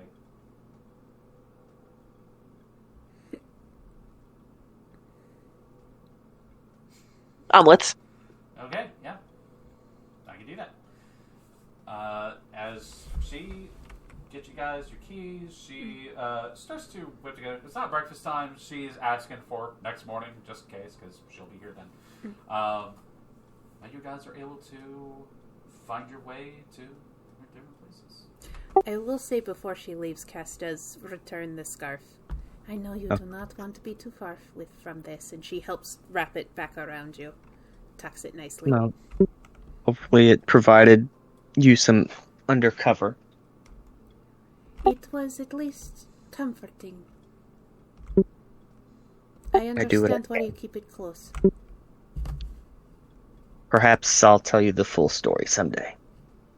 Ah, yes, the exchange of sad, sad tales. We shall do so soon. Perhaps you can keep me entertained at Emerald's party. That should be a very interesting party. Sweet dreams, Iria. Thank you. After everybody leaves the room with the Sphinx and it's just Eerie and the Sphinx, she wants to ask him a question. So if you've seen everything we've seen, the one in red seemed hesitant. I wouldn't say scared or more concerned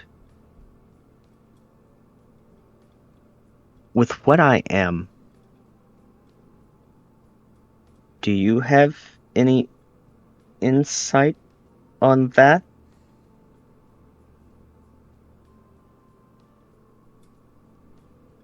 It's a strange new world we find ourselves in, my friend. Perhaps you are something strange and new as well.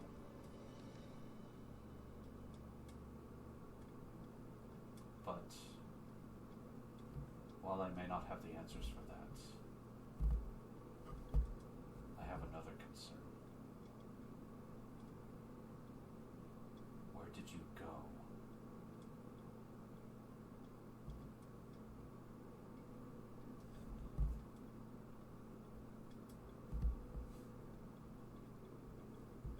Before the dream,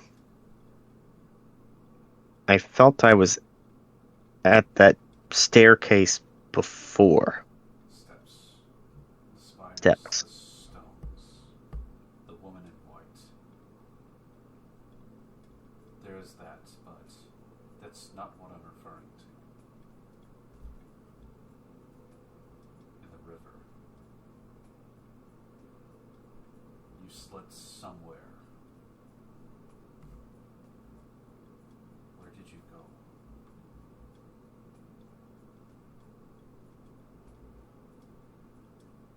Don't really remember much. The only thing I really recall was, well, I saved that weird fellow, but then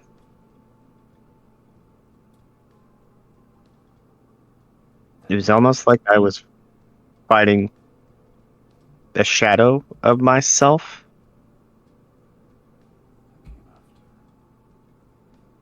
And the entity, the one who has found the way, it asked you the same question he did. Mm-hmm. What are you? At this point, I don't know.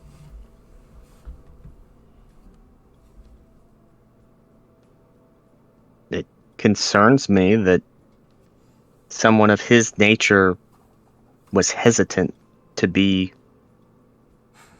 around me. I wouldn't say he was scared, but No, concerned. he was curious. He was something he does not know. And for someone of their nature not to know something seems concerning. Well, Iria, I hate to burst your bubble on that thought. Was something of my nature not knowing what you are. But there is a light, a silver lining. My guess, you will find the answer to this riddle. Hopefully I don't jump off and get myself into more predicaments. Yes. And hopefully you will be able to keep that tale so I learn when you do.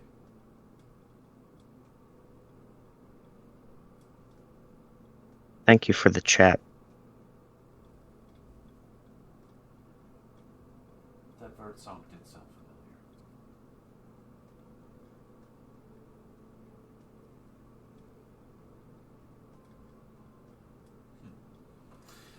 Keep your ears open. Unless anyone else has any last questions for your friend, he'll make his way back up.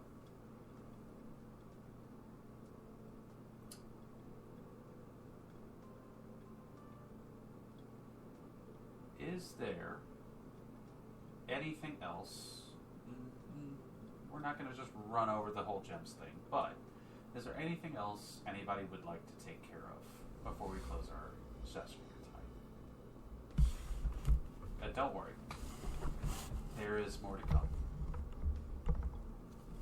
So the people staying at the Smiling Sphinx is me, Shuri, and End.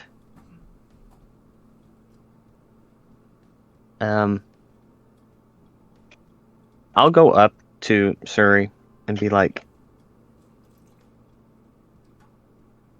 I know this may sound weird, but I want to thank you for all that you did during the ritual for Apayat. Even though I have no direct connection to her, it's like you helped me too.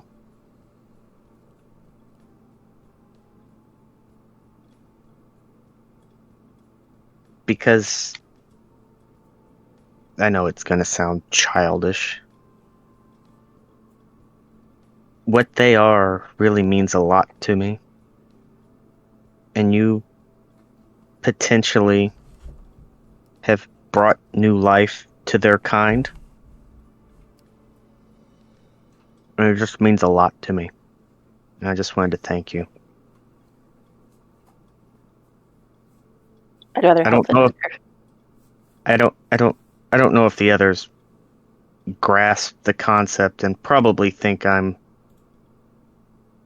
some wild woman from the mountains that has strange infatuations with them, but Could be stranger. could be. Have you talked to End? Am I And get supposed a to? straight? No, it's just you can never get a straight answer out of her, or it just loops back around. I think I Maybe just she need some doesn't. rest. Sleep is good.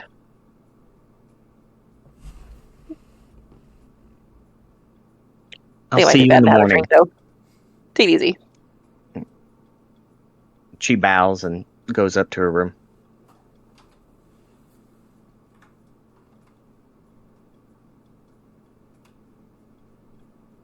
Lola, you got something? Would she have had to attend the dinner? Just so for my notes and stuff. From what it sounds like, it seems to be a business dinner sort of situation. It's probably along the lines of you can just make an appearance, wave. It looks like Ignacio is hobnobbing with some other folks about business. She would have been on her best behavior daughter stuff, so she would have stayed and been like helpful if he needed something. Because she's just like, if I need brownie points right fucking now. But yep, that was it. You spend the night there. Your brother Missing her friends already. Yes. Who you haven't been able to see this whole time.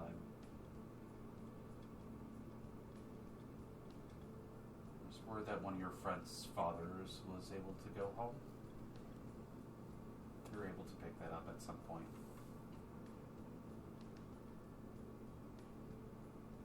But the night goes relatively uneventful, except for the fact that there's that now new notion that you just have to check corners to see if that new person is watching you. She is constantly kind of looking over her shoulder, waiting for them to pop up. She's a little uncomfortable. She doesn't know how to feel about it completely. It's a little different. She's used to having the upper hand. She doesn't feel like she has the upper hand right now.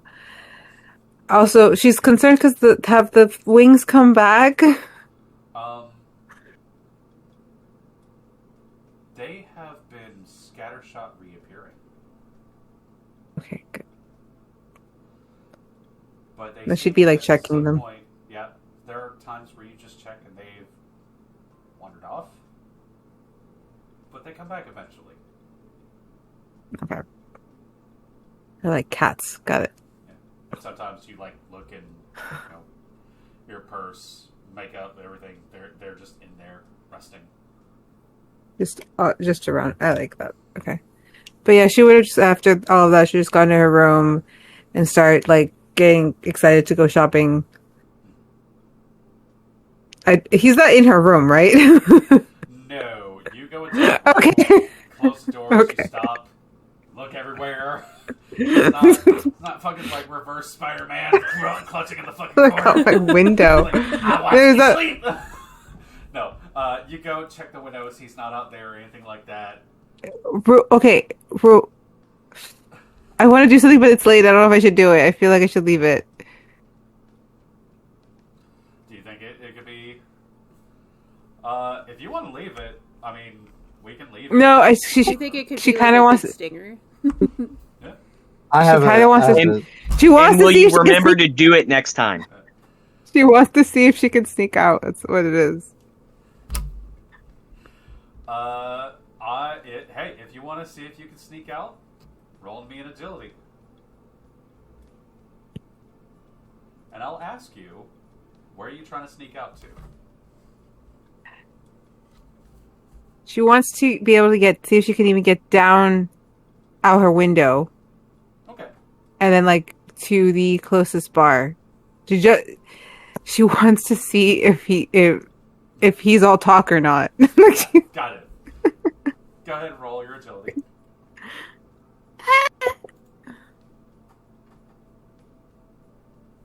Okay.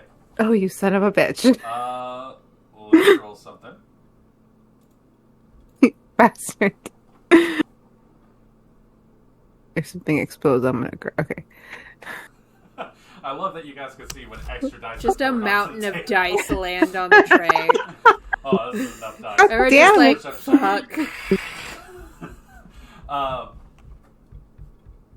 You're Okay.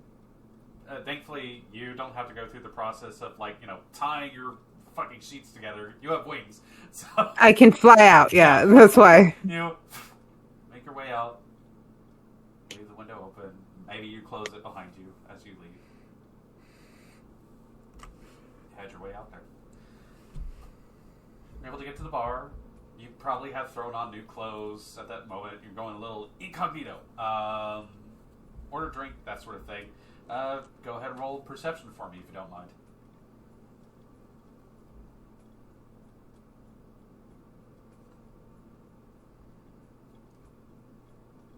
13.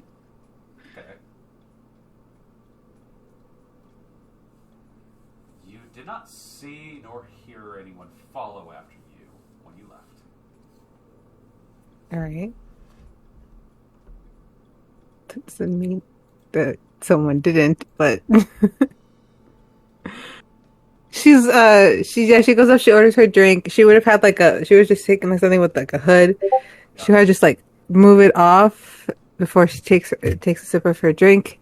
Yep. And she's thinking, is it too late? Could I maybe make it to this the Sphinx? But she can't.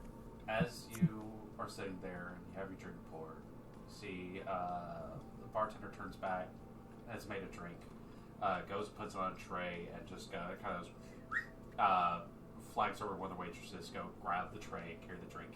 And the moment you go and look, is the same drink as what the man had before. And should you dare to turn and look, you see in the corner light glints off of those two rings as someone sits and enjoys a drink on the job. Yeah, she just gets up, walks over there, sits down in a very... I guess you're worth your money. I try to be. Mm-hmm. Is there anywhere else you plan on going tonight? Nope. Let's just finish our drinks and head back. It's always funny to see when youngsters go and sneak out the window. Because it's along the lines of, like, maybe the parents catch it, maybe they don't. But, and you have unique talents. Didn't know you could do that. Your father didn't tell me that. I have my secrets, he has his. As I said, I do not need to catalog every single dalliance you do. So please, if you wish to get some fresh air, I will not stop you. No, fine. If I'm honest, I just wanted to see if you were actually going to be able to find me. Very good. But I want to know who I'm dealing with.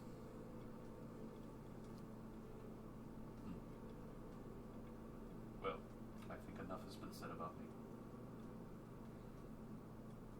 Perhaps there will be more times for me to share stories with you in the future, but I imagine I will have to earn your trust some way. I hope you come stocked with a lot of patience. I have perhaps too much.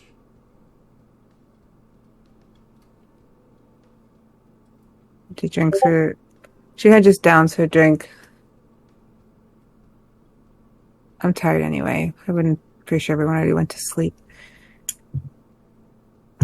Guess I'll see you when I wake up. If you wish for me to be there when you wake up, I can do that. Yeah, the disappearing act is really disconcerting. I'd rather just see where you are. Sorry. My training has taught me to do this. I have questions, but I'm tired. Maybe I'll get those answers later. I adjust a little bit. It's like the seats here are sticky. He continues to have his drink. Should you decide to leave right away or not, he doesn't stop you. But No, she waits. She waits for him. And it's not a joke. She's like, I don't like the idea of someone watching me when I don't know where they are. Like, that's really disconcerting. And I must know where this person is at all times now. once the drinks are done, he escorts you back home. There is the moment where he's like, if you want to go back in the window, that's fine. You know what? I'd say fuck you, but I am gonna go through the fucking window. And she just kind of turns small. And she turns small, she flits in front of him, and they're very like, I wish I could say good luck, but I kind of want you to fail. It's a little harsh. If I were to fail, you would be dead. How do you know I can't take care of myself? I believe you could take care of yourself to an extent. But should something else come flashing out of the dark, my job is to make sure that does not find your throat.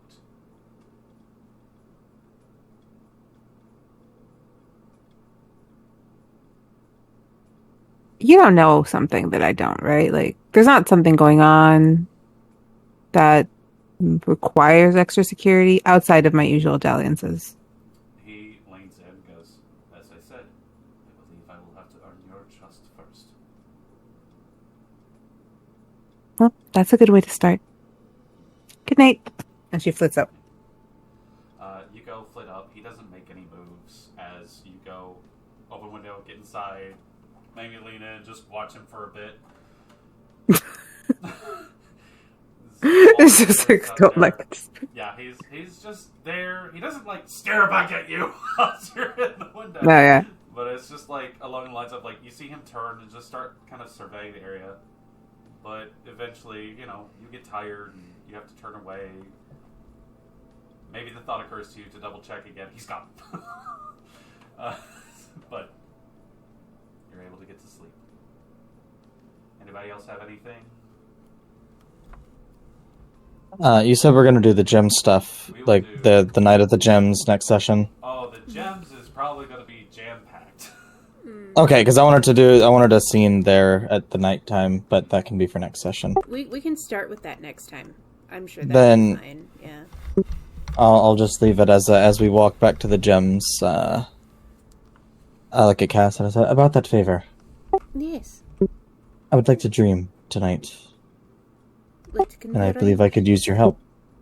Of course. What is it you are looking to seek? My father. Oh. And your father resides in that place in which we cannot currently reach. But in dreams, many things are possible.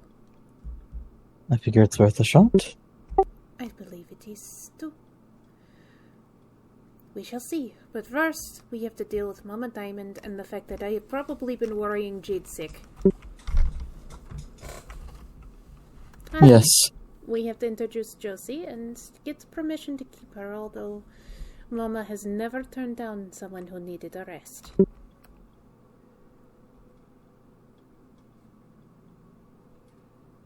As the 3 or 4 of you, if Takoyaki's still with you. I just realized. Takoyaki would be with Keep it away Sherry. from Jade. She might think it is from the market.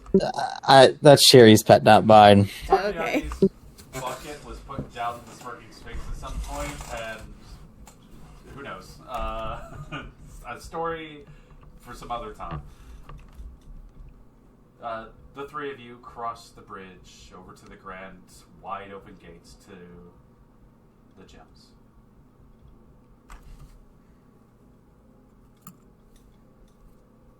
And as you're bedding down,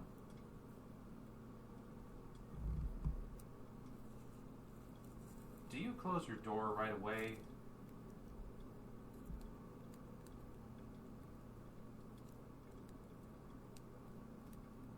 No,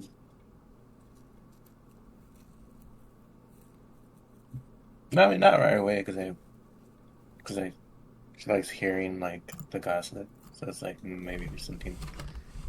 You know what I mean? It's like a street rat. Yeah. It is a. Window open. Maybe the door from your room is just cracked a little bit ajar.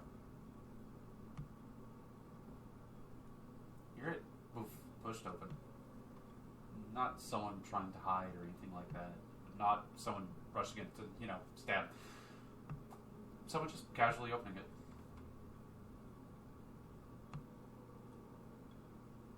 You turn and you see the Sphinx sit, studying you.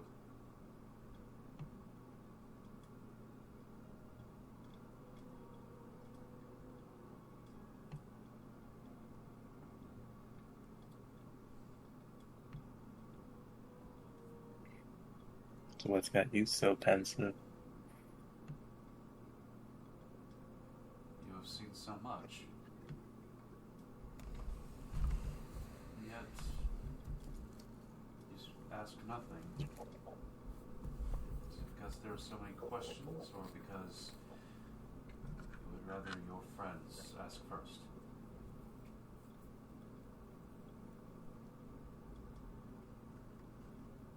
I don't just see what you see. I know things that you might have forgotten.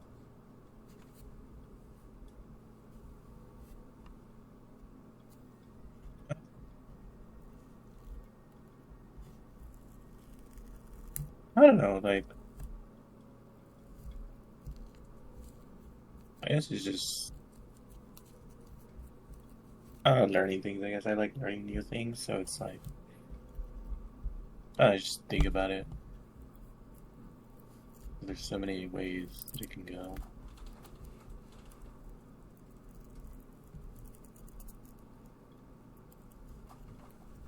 You kind of just chase one thought, and then another one is like, oh, well, what if this part goes? And then it's like, oh, kind of like a cat and mouse game. Yes.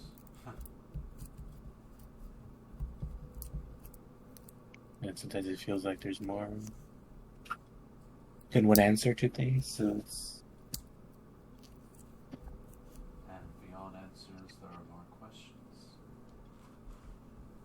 You grasp at frayed threads. You have visions There's something. that others have also seen. Or sometimes you get questions that. Or answers that you don't have the question to it. Like, Fair.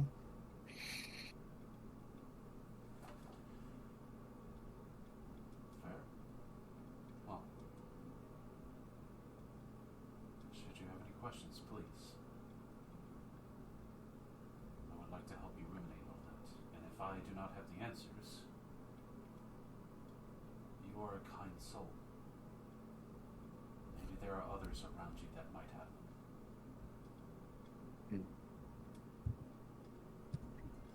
maybe, but then it's like, okay, why is there a bounty for me? Like what? Like what do they want? That I cannot tell you. Right?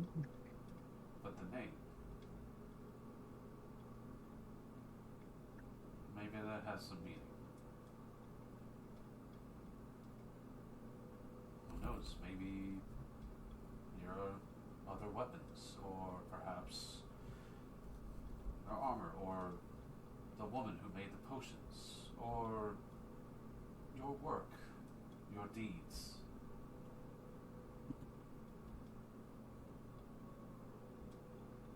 You have made so many connections.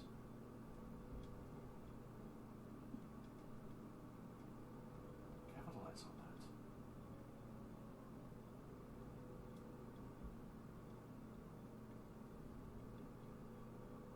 Not to say to abuse their trust, but see so many questions unanswered, mostly in you. If they are not apparent to you, perhaps they are just things that I have noticed. And I'm sorry for the way they treated you as well. That's alright. I mean, it's not the first time it happens.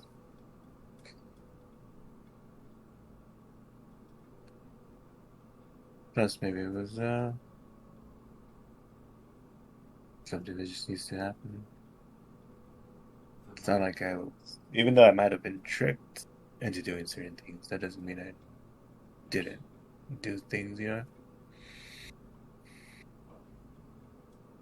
Trigger or not,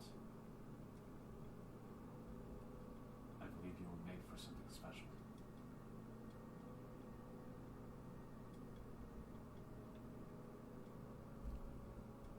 It's a weird way to say it. Oh, which, talking about things being made. I got this as a reward, and I thought maybe it can help you meditate. And I'll take out the circlet.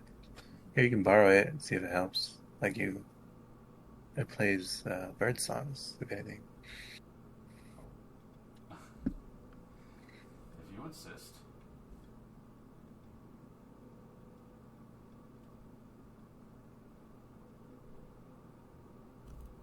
I hope you find more answers about the man in white.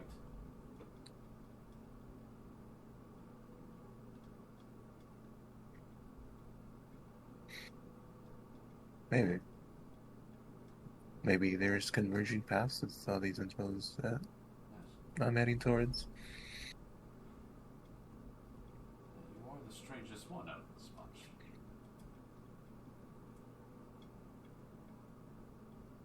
Despite us sharing strength and growth, I am very eager to learn more about all of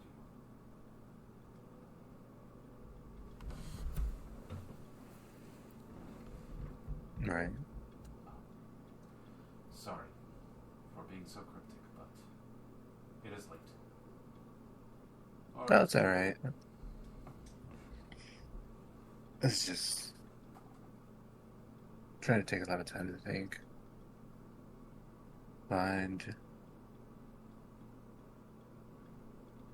what I like, what I don't like. You know, like when you I remember reading very early when I was starting to learn to read, there was all these stories that teach, you know, values and stuff. Where it's like when you grow up, you can be anything you want.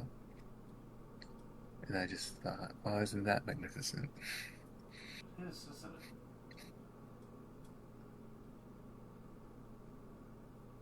Just to be boundless. Boundless. I like that.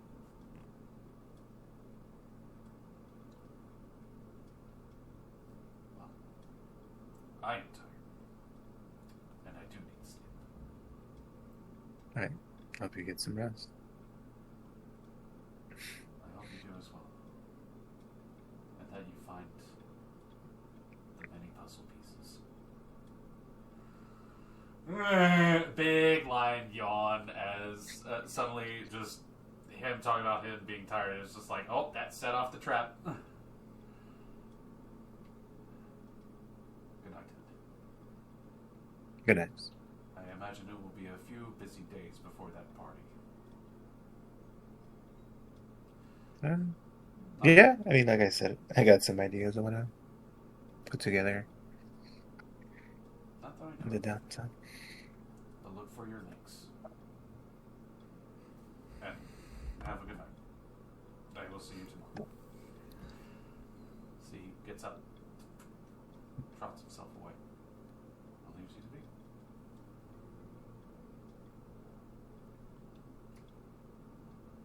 Night comes. Time of rest and relaxation, a time where the night sky makes more sense here in Undertown. You're all back and safe. But still, many questions linger. And this is where we'll end our session. Next time, good golly, Miss Molly, there is some shit happening at the Magnificent Gems, let me tell you. We'll get there next time, and I believe I still have more stuff for a lot of you folks, so we will get to those.